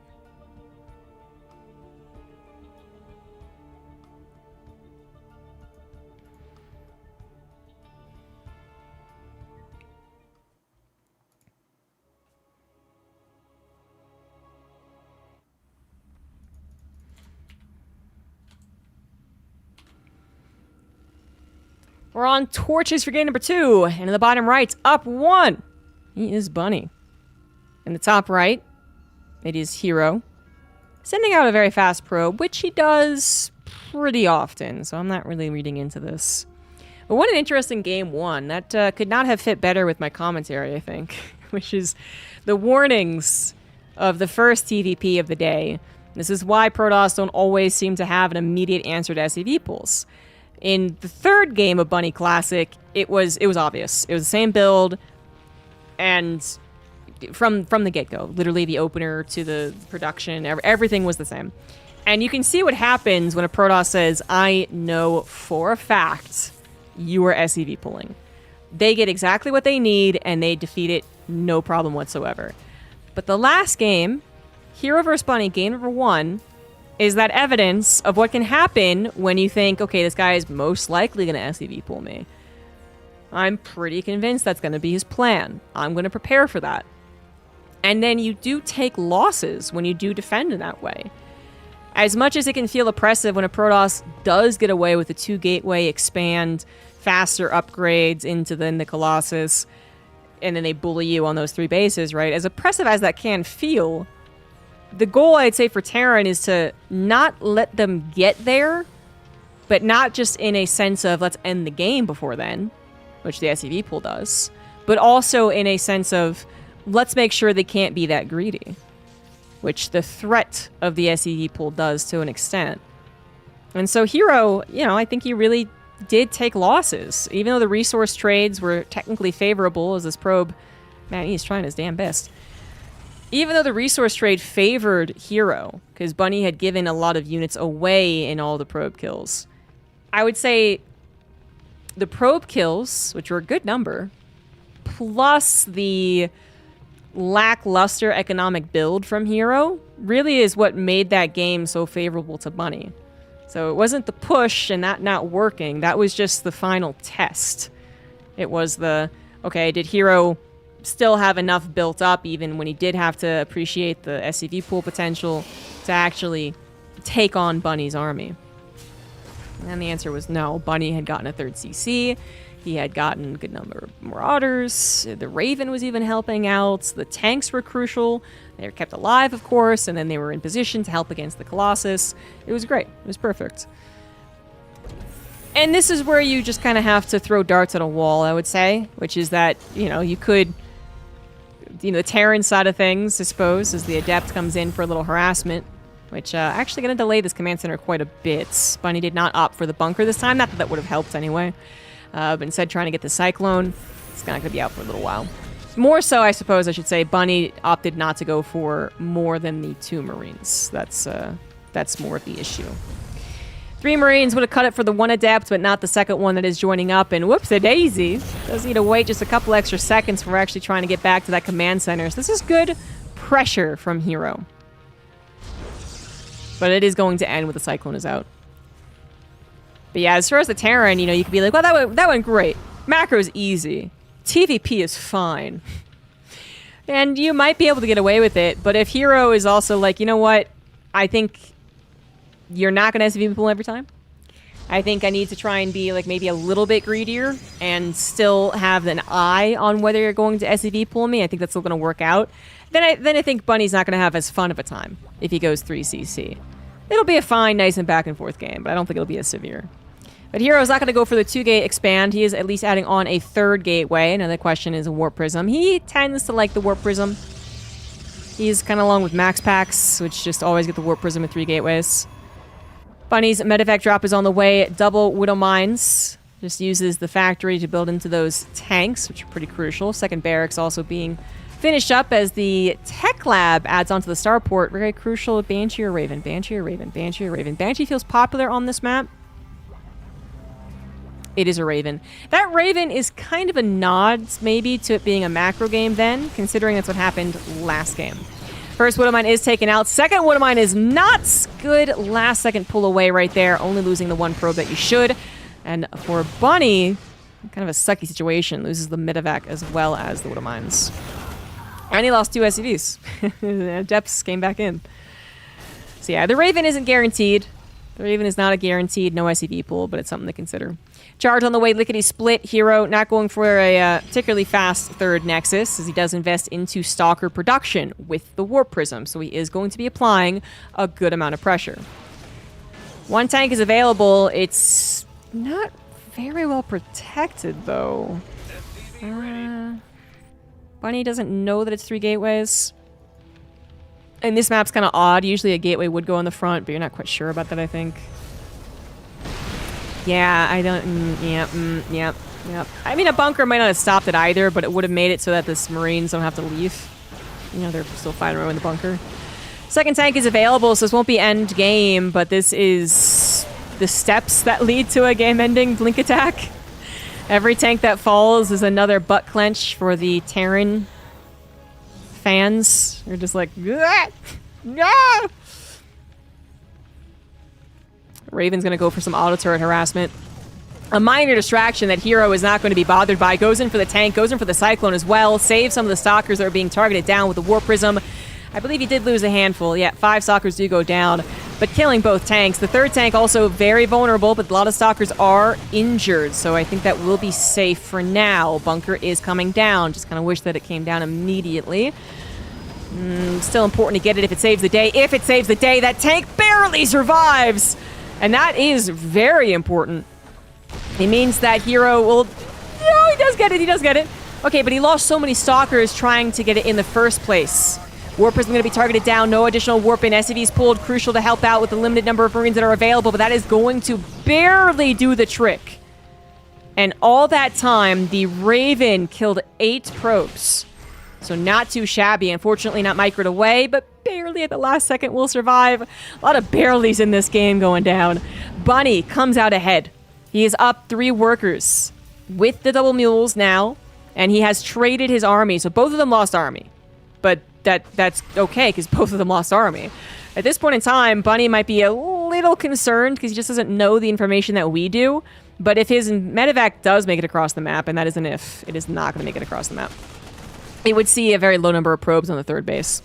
Unfortunately, it doesn't. It does take some high ground, which is clever, but the Warp Prism is available, so sorry, that only worked out for a second. Scan did happen on Bunny's base, because he thought there is an observer, which there typically is, to be fair, and he thought maybe he had seen the medevac, but that was just good luck from Hero, I think. Third CC is coming down, a little Sim City as well, which is important, not for the Stalkers, but for the Zealots now being included. Hero did add on some probes, is still adding on probes actually, but is going for a follow-up attack, one that is going to take advantage of what is a very limited number of bio units. The tanks might be crucial against the Stalkers, but they are less useful against the Zealots. Everything going on top of the tanks, the bunker also falling to the Zealots, are just not quite, not quite really is the name of this one game. Bunker lives. But there is so little here for Bunny that is very, very scary. He knows the second attack is likely. And what he needs now is not a tank. He just needs units.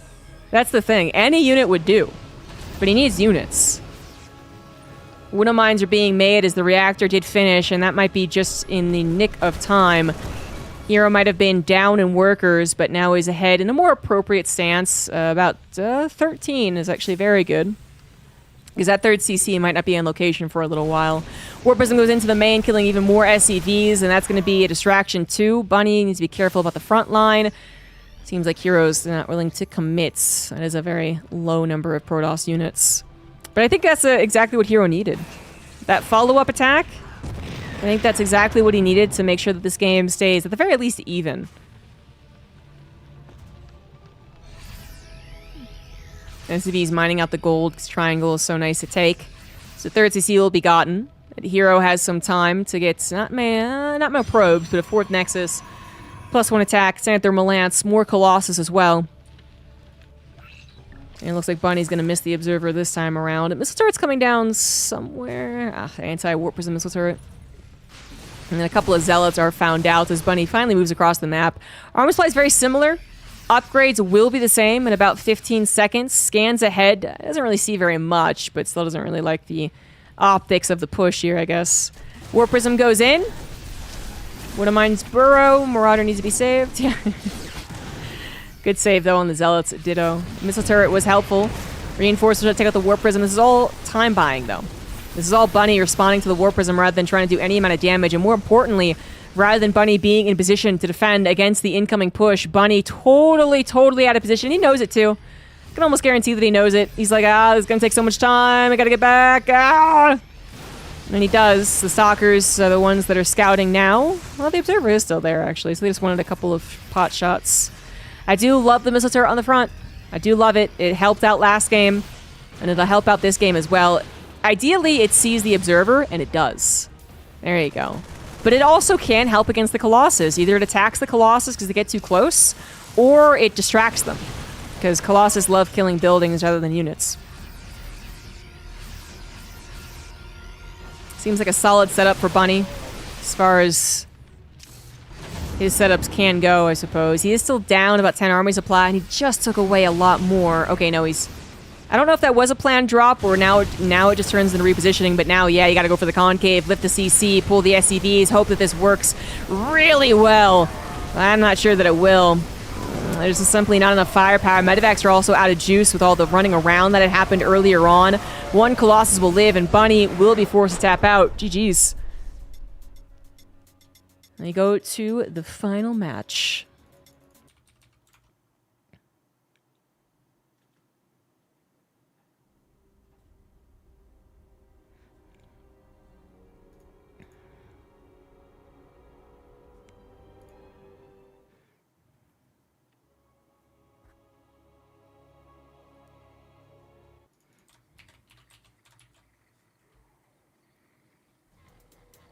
In the top left of Maganatha, it is Hero.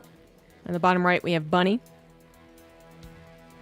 Bunny has tried now 2 macro games. 1 won, 1 lost. Now is when you SCV pull? Maybe? Very difficult call. It's a huge map.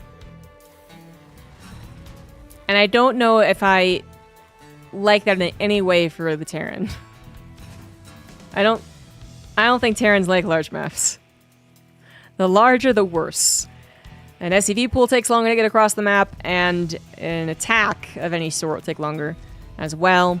If you do play macro, there are more I would say, opportunities for the Protoss to attack into you, whether that's attacking or harassment, actually.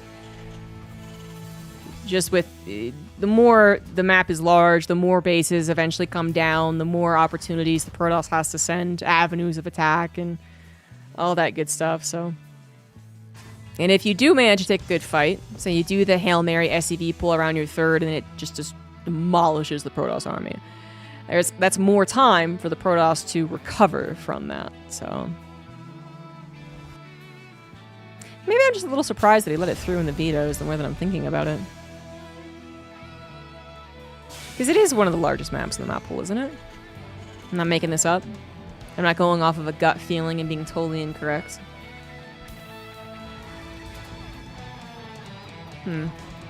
Well. I am talking as if the onus is on Bunny, but I think it is, and not necessarily because of the state of TVP, which argue amongst yourselves, but rather that it is Hero versus Bunny. And Hero is considered one of the best Protoss in the world right now, where Bunny not quite reaching that mantle for Terran. They had an epic series years ago, in that DreamHack Atlanta. That was cool. And like, in the grand scheme of things, now that we're 4 years deeper, or 3 years, or whatever it is, 3 years deeper, I kind of wish Bunny had won it. Because it feels like Hero was destined to win a couple more things, where Bunny has struggled a bit more. Oh well. But that was a long time ago that they were very evenly matched. Now I think Hero is the favorite to win. Bunny is obviously determined to prove that wrong. Cyclone is on the way out. This is a similar opener. Similar, not same, as the last game. Because he had to go for a Reaper. Twilight Council on the way for Hero. What else is new? Protoss players, every once in a while, throw in a Stargate, and that's the exact game where it just builder losses for them. And then they're like, never again. Stargate sucks. Just gonna go Twilight Council. And a Robo opener? Forget about it. Hallucinations, he's a very typical setup. Not much to glean from this. Although, actually I say that. The reactor, that's a bit odd. Well, no, because it was a tech lab first. Actually, I guess it's not. It's just a different order, actually. So never mind. Just a different order of operations. So, yep, still similar to the last game. Usually you get that reactor first, and then you get a tech lab, you know, but anyway. Tank is on the way. Second barracks is on the way. Wouldn't Mind drop is being created. Hero is continuing to scout out for any shenanigans. There are none. 2 gateways with a 3rd gate being added on. Now this situation where I think you say, if it ain't broke, don't fix it. The 3-gate blink can be used to attack, defend, harass, middle of the road if you want to. It's pretty good. It's not as clean in a macro game as a 2-gate, but it's you can still get a pretty fast nexus if you wanted to. Or in the case of Hero, go for a Warp Prism, go for a lot of Stalkers, and kind of win the game. That last game was hard to call. It got so close at the very end of the...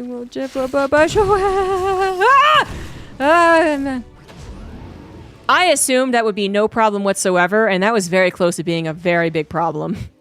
Hero took his sweet time pulling the probes. God. Okay, but only 3 went down.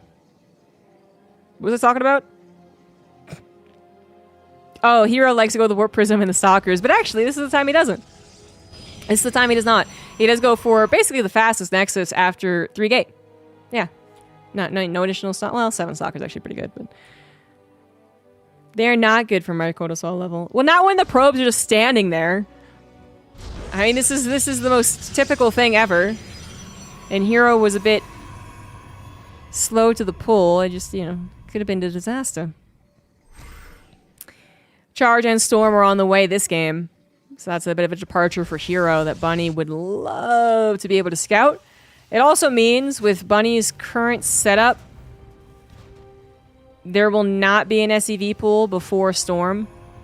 So don't SEV pool. I think if he SEV pools, he's just dead. But I'm getting the feeling he won't. I think this is the third CC. Hero not providing that same stalker aggression should be noted by Bunny. And if it's not a lot of stalker aggression, then there must be a third. In fact, he already scouted it. The Raven went by on the left side. It's a little Raven medevac combo. Could get a couple of probes. 4 have gone down so far.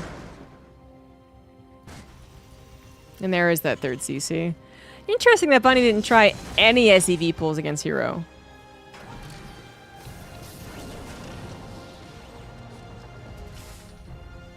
When it seems like every once in a while, Hero just doesn't handle them well. Yeah, he didn't even try. I was really on board with that in the first game. The second game, because it seemed to go well enough in the first game, okay. But the third game, well, I guess now then it would be too obvious to SCV pull. And again, maybe the map isn't great for it. So, okay, alright. But I don't know. This is not going to be the Colossus situation. Bunny's third CC will go down location. It won't be Colossus bullying him. But it still will be a bully Protoss. Just because you have Charge and Storm instead of Colossus. Doesn't mean you can't just rush on in there. What it does mean is that the Protoss... Yikes! Medevac nearly going down. What it does mean is that the Protoss doesn't have as much staying power. The Colossus are sustained damage. They stay there, they do damage, they run away, they come back, they do damage. Storms are bursts. You use the storms. If they miss, they suck. If they don't miss, they're great. But you can't just stay around forever with Charge Storm. The charge lots are also basically suicidal. You can almost look at them as banelings, right? Like they're just going to die. You don't retain the units. If you go for the throat, you go for the throat with this composition. So Hero might not get that same type of effect where he's, you know, poking in and out, distracting with the Warp Prism. He either goes for a straight up attack, or... what am I drop back in the main? Not going to find the probes. Or he uses this to hover. He's a little hover Protoss right now. And just make sure that Bunny is move out to him without his knowledge, while he builds into what is a really more well-rounded Protoss army. Upgrades, economy, Colossus. Bunny is not yet aware. Yes, he is. Raven has been checking in on these technology. This time around, Hero's done a much better job saving his probes. Only 5 going down despite the double-pronged attacks. Bunny does not have any form of map control. Almost completely in the dark. He doesn't know where the army is, but does feel the need to go out in the map and do something. Scans. I believe that's for an observer. I didn't think the army was going to be there. But it's just scary because the army really could be anywhere. This is a horror game right now for the Terran player. What am I dropped to the 4th? Ain't gonna work out. Gets a sight on where the army is, though. So in that way, it's a decent scout. What am I's gonna alert him to the zealots that were prepared, obviously. What else? What else would they do? To go in as soon as he moved out. Hero's zealots might be known about, but they are still buying that time. They are still finding that damage. And Hero even taking advantage of the pullback of the Terran to move his own army into position. 13 SCVs also going down. A surprising amount, actually. I did not expect 13. And that is a great opening there for Hero. I don't know about the 4th Command Center here, actually. I don't know about this one. Great against charge lots, not great against anything else. Tank is taken down as well before the army can respond. And the 4th CC is certainly going to be canceled. Oh, feedback's being used, taking out that energy. Storm's not really hitting with anything as Bunny realizes, of course, they're going to be on the way. So he just is opting to let the front line take damage while the back line survives. Which is a understandable trade-off. Now the 4th coming down to a more secure location, but Hero is in some trouble. Where are the ghosts? He has known about the Templar Archives for a very long time, but he has not decided to go into ghosts. And this is not the first time we've seen the Terran do this. I can't really get on board with the decision, though. Because EMP can feel very effective even if it doesn't quite take out all of the storms. Great concave, though. Okay, ghosts are finally on the way. They do feel late. You can get that a lot faster. Yes, it cuts into a little bit of your other production, but it is usually worth it. I suppose that's where the Terrans are changing things up nowadays. But thankfully, the ghosts are on the way. Raven, out of juice, unfortunately, but at least not dead. Viking number is only at 5. Not quite what you want, but it's only 2 Colossus. Storm on top of them. The rest of the army is going to come into the concave. Nicely done on the concave, Bunny. He really is trying to take the most advantage that he can, which maybe that's what he was looking at when he chose this map. I would say that when it comes to pushing through this, though, that's where it's a little dicier, but then you do have this kind of back attack to still set up something. Hero not finding any game-ending damage, but he is still able to stick around. So that is exactly what he's doing while grabbing a 5th behind this. Also 2 more Robos coming down. 1 Colossus falls. Stalkers trying to take out the rest of the Vikings. Once again, a bit of a wash. Both of them very similar in supply. 2-1 for both parties as well. 2-2 about to finish for Bunny. EMPs hitting a lot of those High Templars. Scan ahead reveals no further High Templars, actually. This, I think, is a chaseable Protoss army, but yeah, the indecision is understandable. My indecision, anyway. Bunny made a very quick decision. He said, okay, I'm not going to go after that. But I wonder if he could have. It is always so scary, though. As soon as you think you know there's no High Templars left with Storms, there are High Templars with Storms. Lovely use of the map, too, to create another barrier. Bunny's going to try and take a 4th base while the attention is on the right side. And he might get away with that, but he definitely needs to put it into a planetary as soon as possible. Not for the main army, which could probably kill it before the Terran army responds. No, not anymore, not anymore. So it will help in a main engagement, but also for just a couple of Zealots, which is also a fear. But this is the main engagement going down. Planetary not going to be formed to help out. Great Widowmine hit to start things off. Big bio ball, and the Colossus were not going to be targeting the right units. Good pullback there from Hero. 3 disruptors are on the way. Storm goes down before the EMP, but still not a great storm. Base is looking to go down. I don't know if Hero really wants to target fire it, though. Lifts to create more of a concave. Vikings top of those few Colossus that are left. Actually, 3 are back in the fold. Viking numbers might not be high enough. Medevac energy certainly not high enough, but at least 1 Colossus does fall. Bunny holding on here. Little upgrade advantage helping him, too. But he really needs more healing. That is the main problem right now, and that has been one of the main problems along the last year or so, maybe even longer at this point, why this has been such a difficult time for Terran to get into that 3rd base and into the 4th base. We do have a little bit of a pushback as Hero loses all of his Colossus, but he has been trading them out, or prepared to trade them out, if you will, I guess, to Disruptors. Like, the Colossus, they almost always eventually fall, but Disruptors are going to be there to back them up. And if the Viking count still isn't ideal, as the Protoss player, you can go back into Colossus, of course. And that is exactly what Hero is doing. Hero's taking the map, by the way. Both corner bases being taken. Not even by the probes quite yet, but he could as well. And Bunny is just trying desperately to hang on, but it is not working out. Disruptor's trying to help out against the tank. Kill a couple of Zealots, actually, but oh well. Hero's pretty rich. Doesn't seem to matter. Hero also catching up on those upgrades. 2-2 is going to be done for him. About to be on 3-2, but Bunny also almost on 3-3. If Bunny could get maxed out, 3-3, and a good engagement, he could start cleaning up the map, but that is so far away from happening. Bunny really desperately needs the 4th base. The Planetary might be a part of this next battle, might be. Vikings looking for the Colossus, don't find any, now just dying when they really, that is a terrible time to die because Colossus are on the way. Medevacs are still very low on energy. Disrupt trying to get shots off. Not the best shots, but still creating a lot of crowd control effects. As the Colossus now come through, no Vikings are left over. Bunny supply in the gutter. And Hero has just bullied him into submission. As Bunny will eventually be tapping out in this game to recover from this 70 supply deficit when the Protoss has total map control.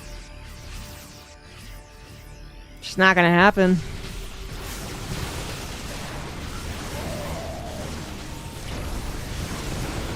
Now the 3rd base is the target. Lots of SCVs will be going down. Although the CC will live. But Bunny has to know that he's pretty screwed, even though he hasn't seen the map in years. He will predict that there are many bases taken, and many gateways, and many robos. And he will have to tap out of this GSL.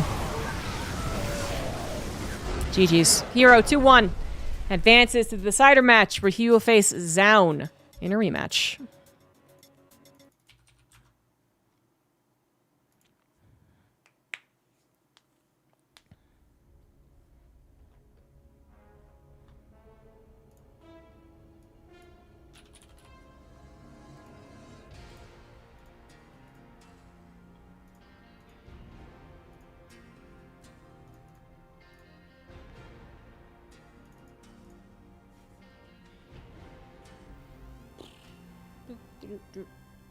Yeah.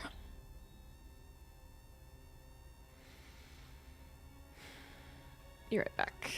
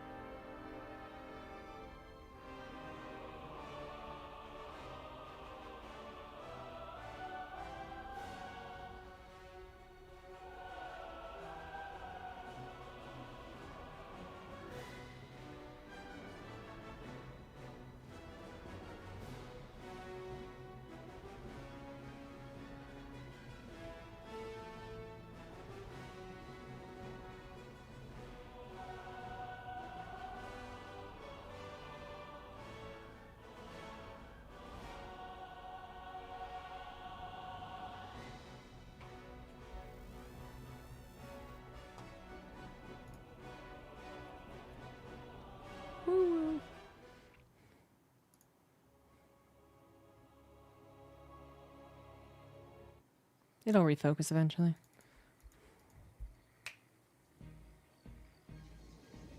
Will it though?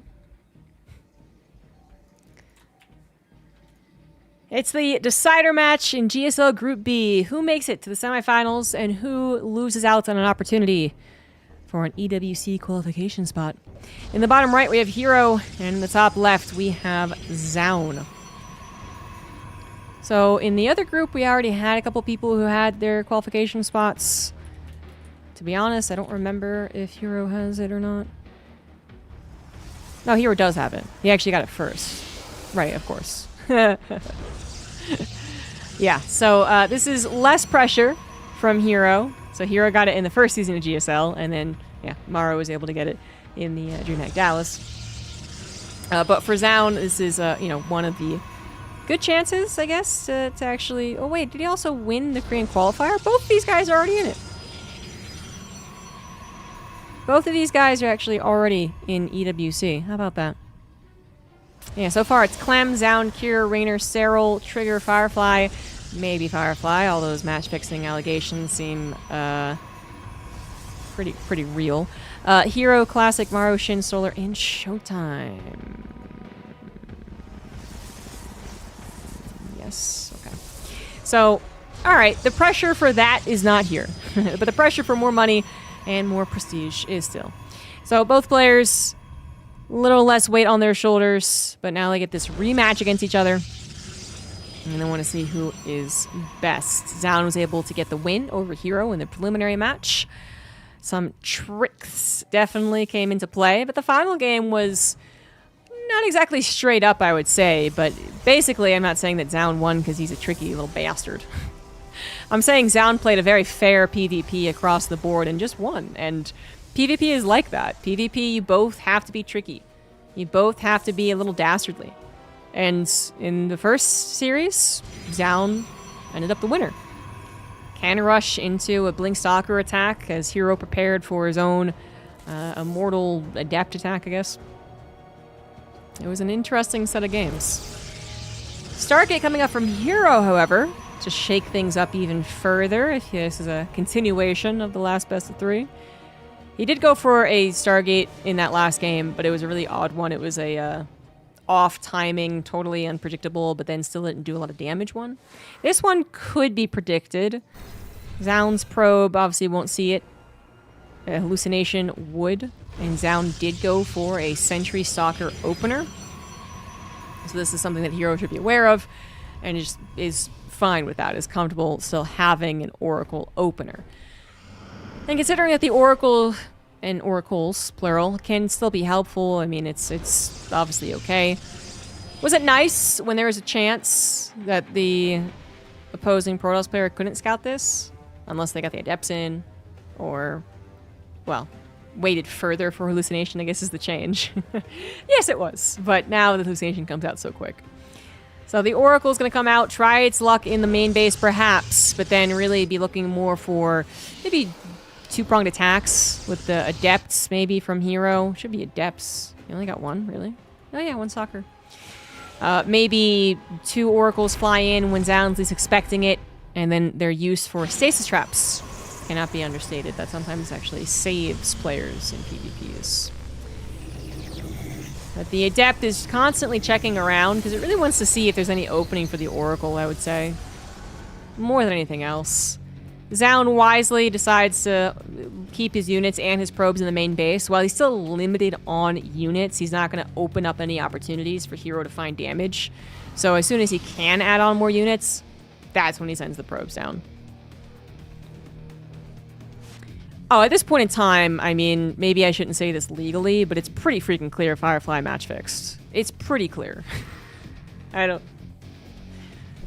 question more so is whether or not whoever makes these decisions tells him to go away and then takes someone else from the spot, I guess.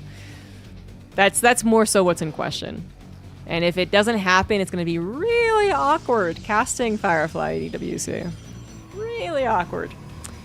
3 probes go down to the double Oracle, make that 5. But then Hero missed some micros, I think. I think he wanted to go for another probe. That's what it looked like. But it wasn't worth it. Yeah. 1 Oracle lives, and that's still helpful for those stasis traps, but loses a lot of its power in threatening Zound's bases. Zound has gone for the Twilight Council as expected. Hero did not. So you can go into Twilight Council pretty quickly after a Stargate and still catch up on Blink, I guess. If you go 2 Oracles, you are catching up. If you go 1 Oracle, we've actually seen Blink kind of match each other, but anyway, this is not Blink from Hero. He has gone into Immortals, and I wonder if he's going to do the Immortal Adept attack that he wasn't really allowed to do in the first series.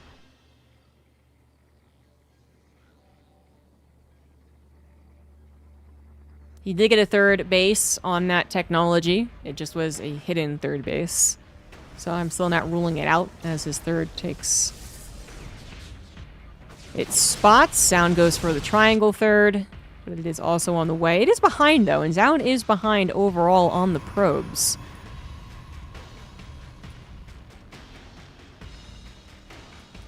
I guess just literally the probes that were lost, yep. That's all there is to it. Zound is outing on Stargate, or gateways at this point, and is getting a Warp Prism, so he is certainly planning an attack. It's not a particularly spicy attack. It's not something that is cleverly undercutting, expectations and it's just that it's just like I'm going to come and attack you with Blink Stalkers. Like, what else? There's no delayed 3rd base, although it was slightly later than Heroes. I still believe it went down before those gateways. What it is, though, is a cut of probes. So that is the clever part.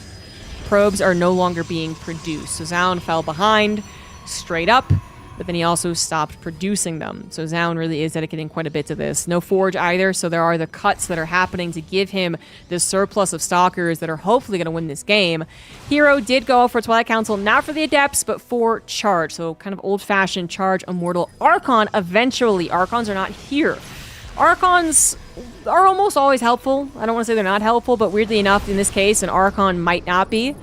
1 Archon would be targeted down by the Stalkers. I think you would want more Immortals, absolutely, and as many chargelets as you can get. Force Field's coming down on both sides. Heroes, Immortals, a little more vulnerable because of that, but not really being targeted either, so they are getting their own pot shots. More units being reinforced from Hero as the shield battery also helps out. 1 Immortal finally goes down, but yeah, there was no target fire. Zound kind of couldn't target fire because the force fields had made such a big concave. If he had tried to target fire at 1 Immortal, Stalkers would have been pulled in and would have just subjected themselves to more damage. But it does create an awkward situation in which 4 Immortals got to be involved in an entire fight. And 4 Immortals are what we have once again as the 5th came here to replace it. Stasis traps, not really coming into super big effect, but still something that Zound needs to be concerned about. I think Zound needs to be very concerned about this overall game, though, at this point. That was a bit of a wet noodle as far as the attack went. So you cut all of these things to try and get as many Stalkers as possible, and Hero handled that almost easily, almost casually. He's got a Warp Prism. No, the Oracle goes back in for the damage, but Hero should have a Warp Prism. Yes, he does. Just coming with the army. Zound has not scouted this whatsoever. A little lapse of movement with the Stalkers as he was focusing on the defense of the Oracle means that he misses the entire army move-outs. Now he should be aware, but oh, I think he was going to go for some type of base trade. Gets half his Stalkers caught in a stasis trap. Base trade is in effect, but Hero has all of his units fighting. Zaun only has half, and Zaun also just has so much less. And that is Hero winning game number 1.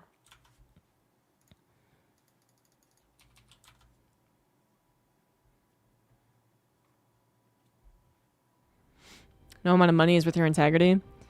Yeah, there's going to be a lot of... I mean, there already is a lot of people pointing out like how common it is, how unfortunately common it is across all sports and all that. And sure. And people are going to point out, you know, sometimes these guys are young. In this case, they're not. Sure. And so people are going to point out, well, they don't make a lot of money doing what they do, so it's going to be even more tempting to match fix. Sure. But what really, I think, is damaging to the particular person... There's a lot of damage done to the scene, obviously, but what's really damaging to the particular person is that if it's something that is Googleable, Firefly's real name is available. I don't know it off the top of my head, but it is available. And say he ends up getting a job somewhere. I mean, how much is that going to make the potential job be like, I don't know, you're kind of a dick.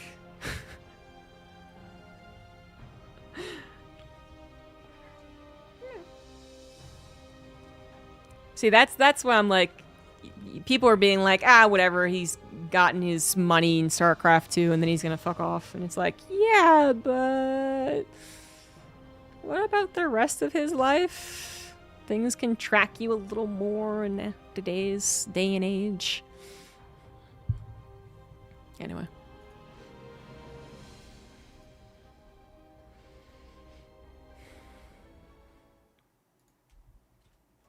Certainly did not get enough money to retire. Absolutely not.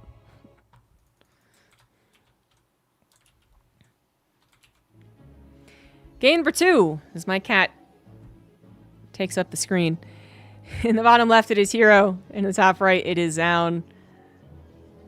Apollo doesn't seem to realize that if I'm not sitting, there is no lap to sit on.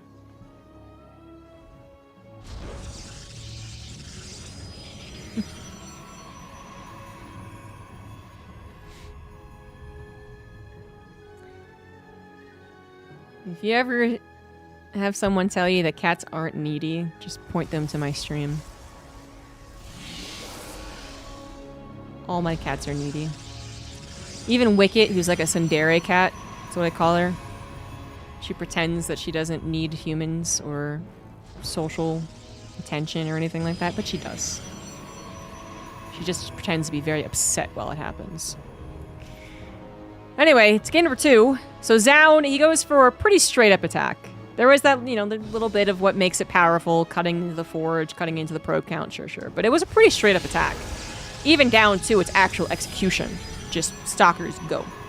And Hero had a very easy game up until that point. There was really nothing that Zaun had thrown his way that would have tripped him up. Yeah, nothing actually. What, you know, could be argued is that Hero did invest into Stargate's units that weren't very useful.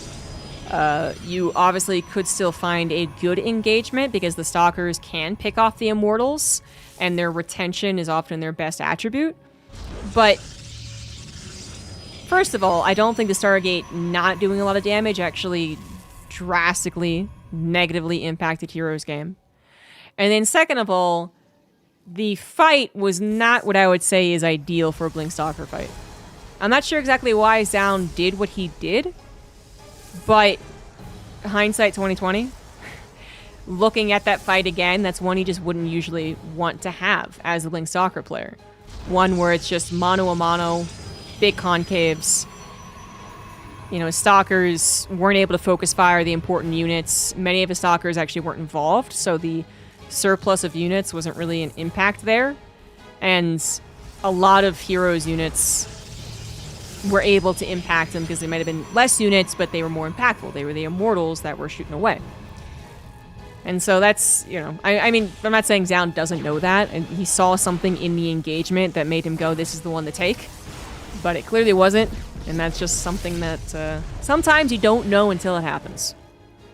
But next time we see Zaun use Blink Stalkers, it's guaranteed going to be this focus fire on the big units, blink away, retain the units, come back with more units, pull away when necessary, come back, you know. That back and forth, that plays a little bit better. Zaun has gone for a Sentry Stalker opener once again. Hero has actually gone for quite a few Stalkers. Wait, did I get that wrong? Yes, Hero got for quite a few Stalkers. Zaun did go for a Sentry Stalker, but it was after... Is it after 2 Adepts? Or before 2 Adepts? Looks like before. Kind of an odd way of doing things.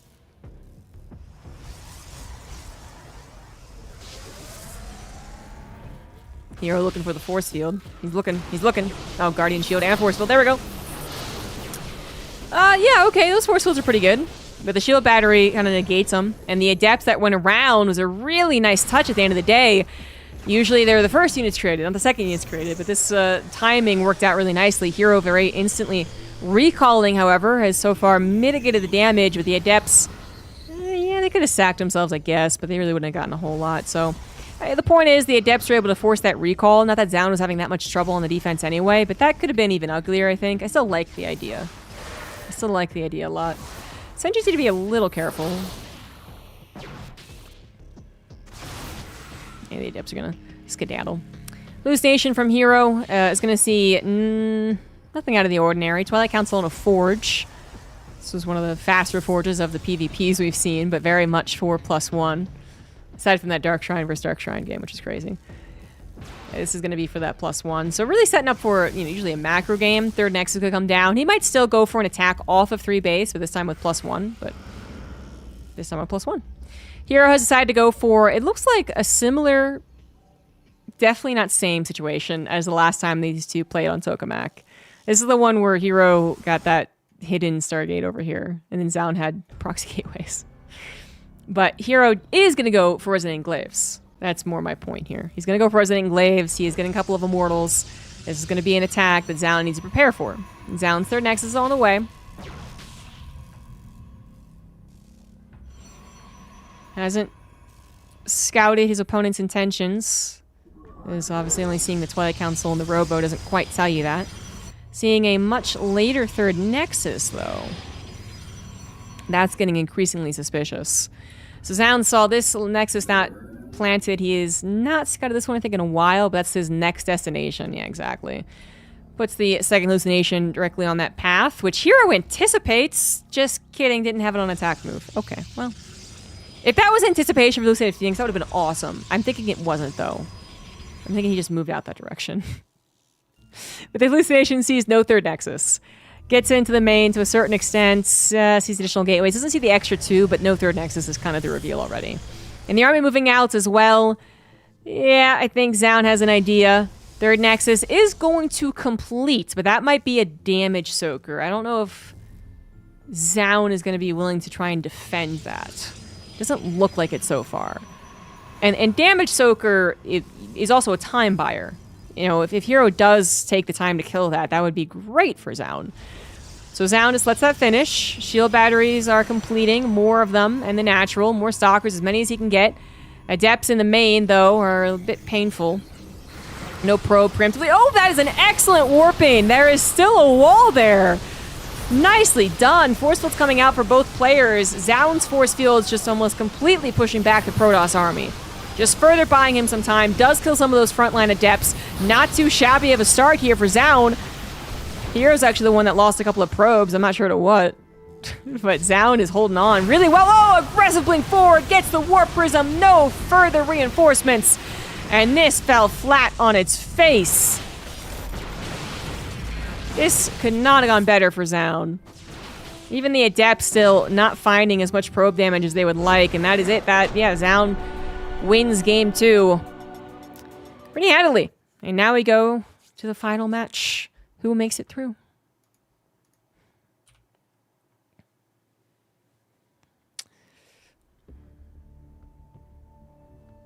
Should have canceled his career after the first season.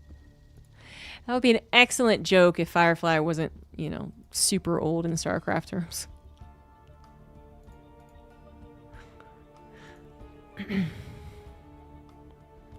He's had a couple of seasons.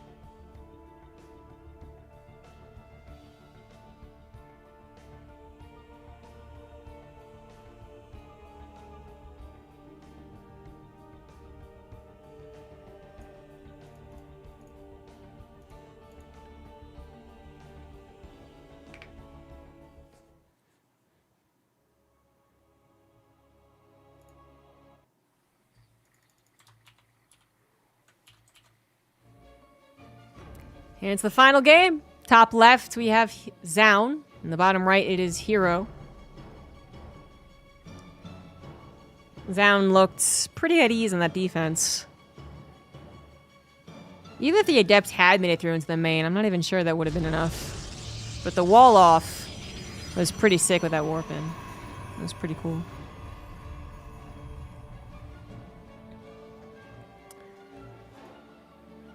In PvP, sometimes doesn't really feel worth it to try and figure out a pattern. Top tier PvP players are going to be able to be aggressive, be defensive, macro, micro, Stargate, Twilight Council, Robo. Hell, even sometimes 1-git expand, 2-git expand. Although we don't see much 1-git expands when it comes to Korea versus Korea. We see some in Korea versus Europe, but yeah, Korea versus Korea remains as aggressive as ever. It's always been the more aggressive region. And apparently that's actually true in almost every other game as well. But it's just really interesting. Someone needs to just like look into this on some like sociological level, you know. I wonder if it's the same in traditional sports too, actually. I wouldn't know enough. I've watched a little bit of Korean basketball because it was on when I was in Korea. And I don't know if I would say that they were, you know, more aggressive. But then that might just be the game. Can't really showcase that. But I believe it's the case in a lot of other esports. Can you be aggressive in baseball? I'm sure you could. I just don't know how. Anyway, someone needs to look into it. But for 15 years, Koreans have been more aggressive. A lot of them tend to be born in the flames of the ladder that is full of cheese and all-ins. Not so many are just literally playing macro games all the time. Even the ones who are really known for great macro games. I mean, Flash is known for a lot of his great macro games, but he was a little dinky cheeser when he began. Innovation, I think, might be the odd man out. He might not have been a big cheeser.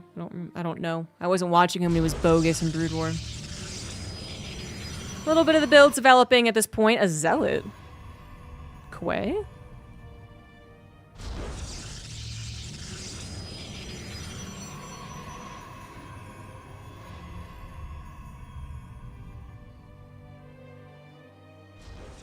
How is he getting a Zealot?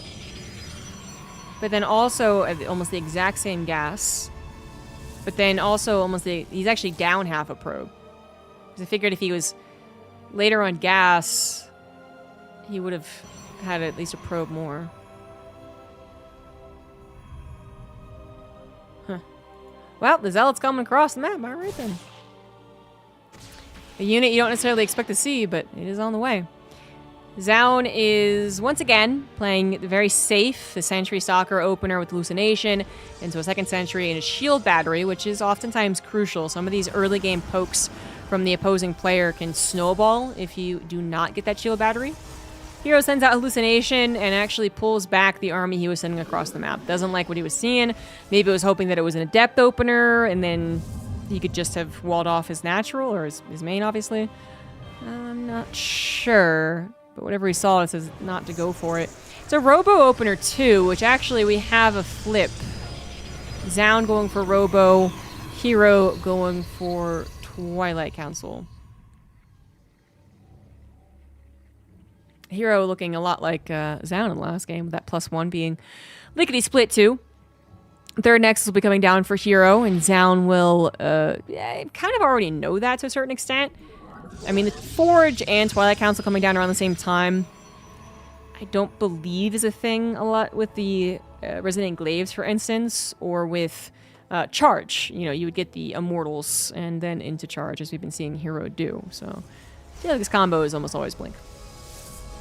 And if it's a Blink like this with the Forge as well, if their Nexus will come down, taking away the chances of a 2-base big attack, which he's scouting for relentlessly. Their Nexus will also come down for Zoun. So we get a gentleman's game to end the series and end the GSL. +1 will be faster for Hero, and his Stalkers will give him a lot of mobility, and Hero is going to be proxying a gateway, so he's going to provide some pressure on top of that third. If he provides it right now, I'm not sure it would work.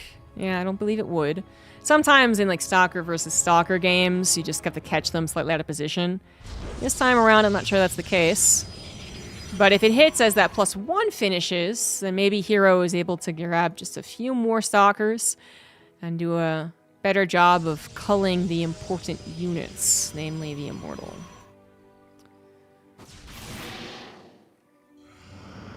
Both players staying around 44. Looks like Zound's actually cutting his probe production.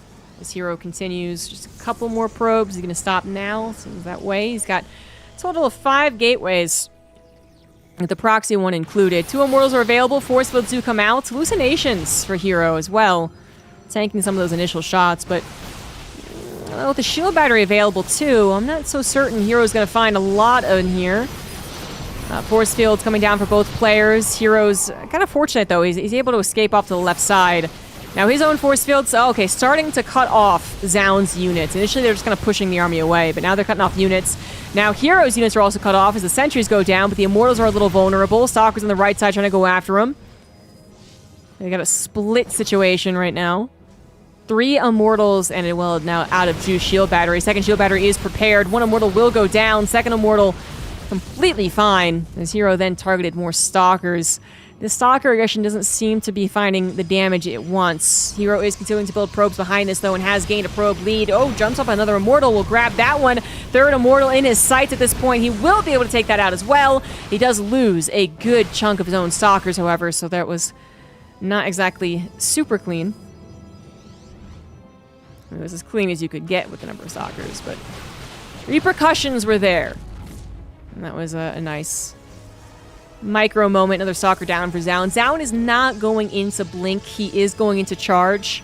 So making more Stalkers and losing more Stalkers making him kind of awkward. But he can't really go into Zealots yet because Zealots need to be in a critical mass to really be effective. If they are not, then they just run after the Stalkers run backwards. Hero added in a couple of Adepts to the right side as they kill 3 probes. That ain't bad. Hero is now ahead by 10 workers. And that's really the damage here. Actual army fights have not been going even well, really, for Hero, as he is down 15 army supply.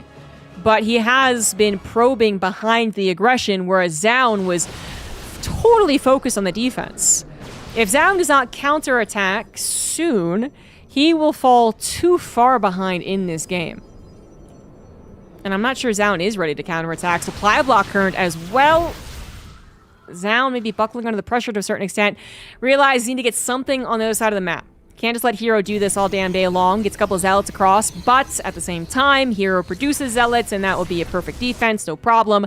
Hero does let up on the Stalker aggression, but I feel like the job was done as far as the economy. A 15-worker lead for Hero as he takes the 4th base as well.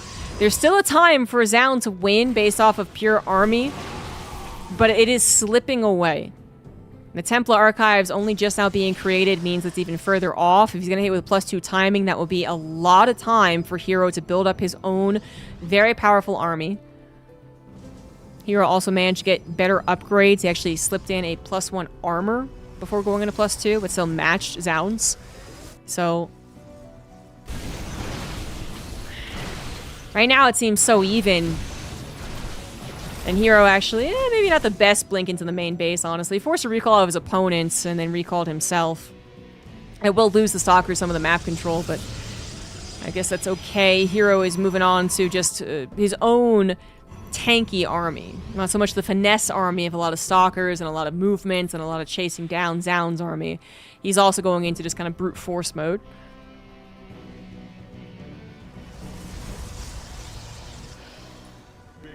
He's seen no 4th base with some of these run-bys that he's been doing in Hallucinations, so I think he's well aware an attack is on the way. The +2 timing of old, it used to be every single PvP, every time. And now it is Zound's last hope.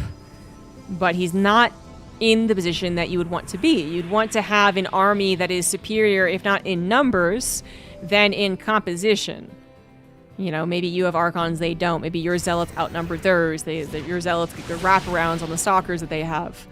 But Hero has been matching the composition for a while at this point, even including his own Archon. Immortal numbers have been increasing. He's going to be at 2 to 3. And he's going to have Fran's advantage. So shield battery, maybe faster reinforcements, pro pulls if really necessary. And he has the upgrade lead. Hero actually might have been waiting for his own push, funnily enough. Okay, I thought he was preparing for defense, but now is a little awkward as he will not get that defender's advantage so much. One Archon also could have been sniped if Zaun had Blink, but he doesn't, of course, so the Zealots couldn't get on top of that.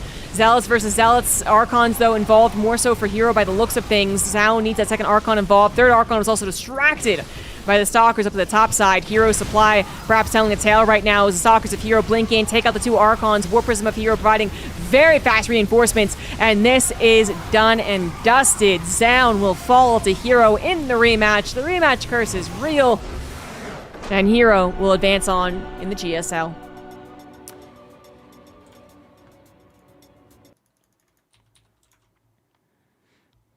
And there you have it.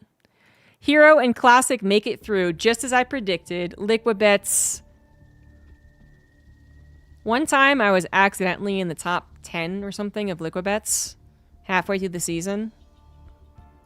And then I just plummeted after that.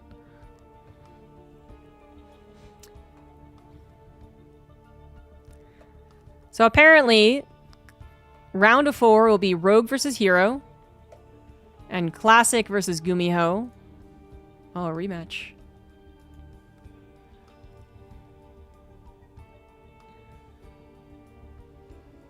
And then, if that happens, I think that wins. If that happens, I think that wins. That wins. That wins. I think Hero wins overall. It's gonna go back to back. The new Maru. That's it for me. Thanks for watching, guys. Hope you have a good Thursday. And I will be back tomorrow for maybe some of the Bulgaria tournament replay casts. So thank you for the resubs. And I have no other announcements, I think.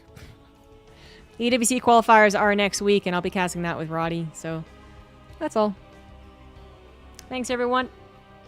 Jed TN, thank you so much for the gifted subs today and yesterday. All right, bye, everyone.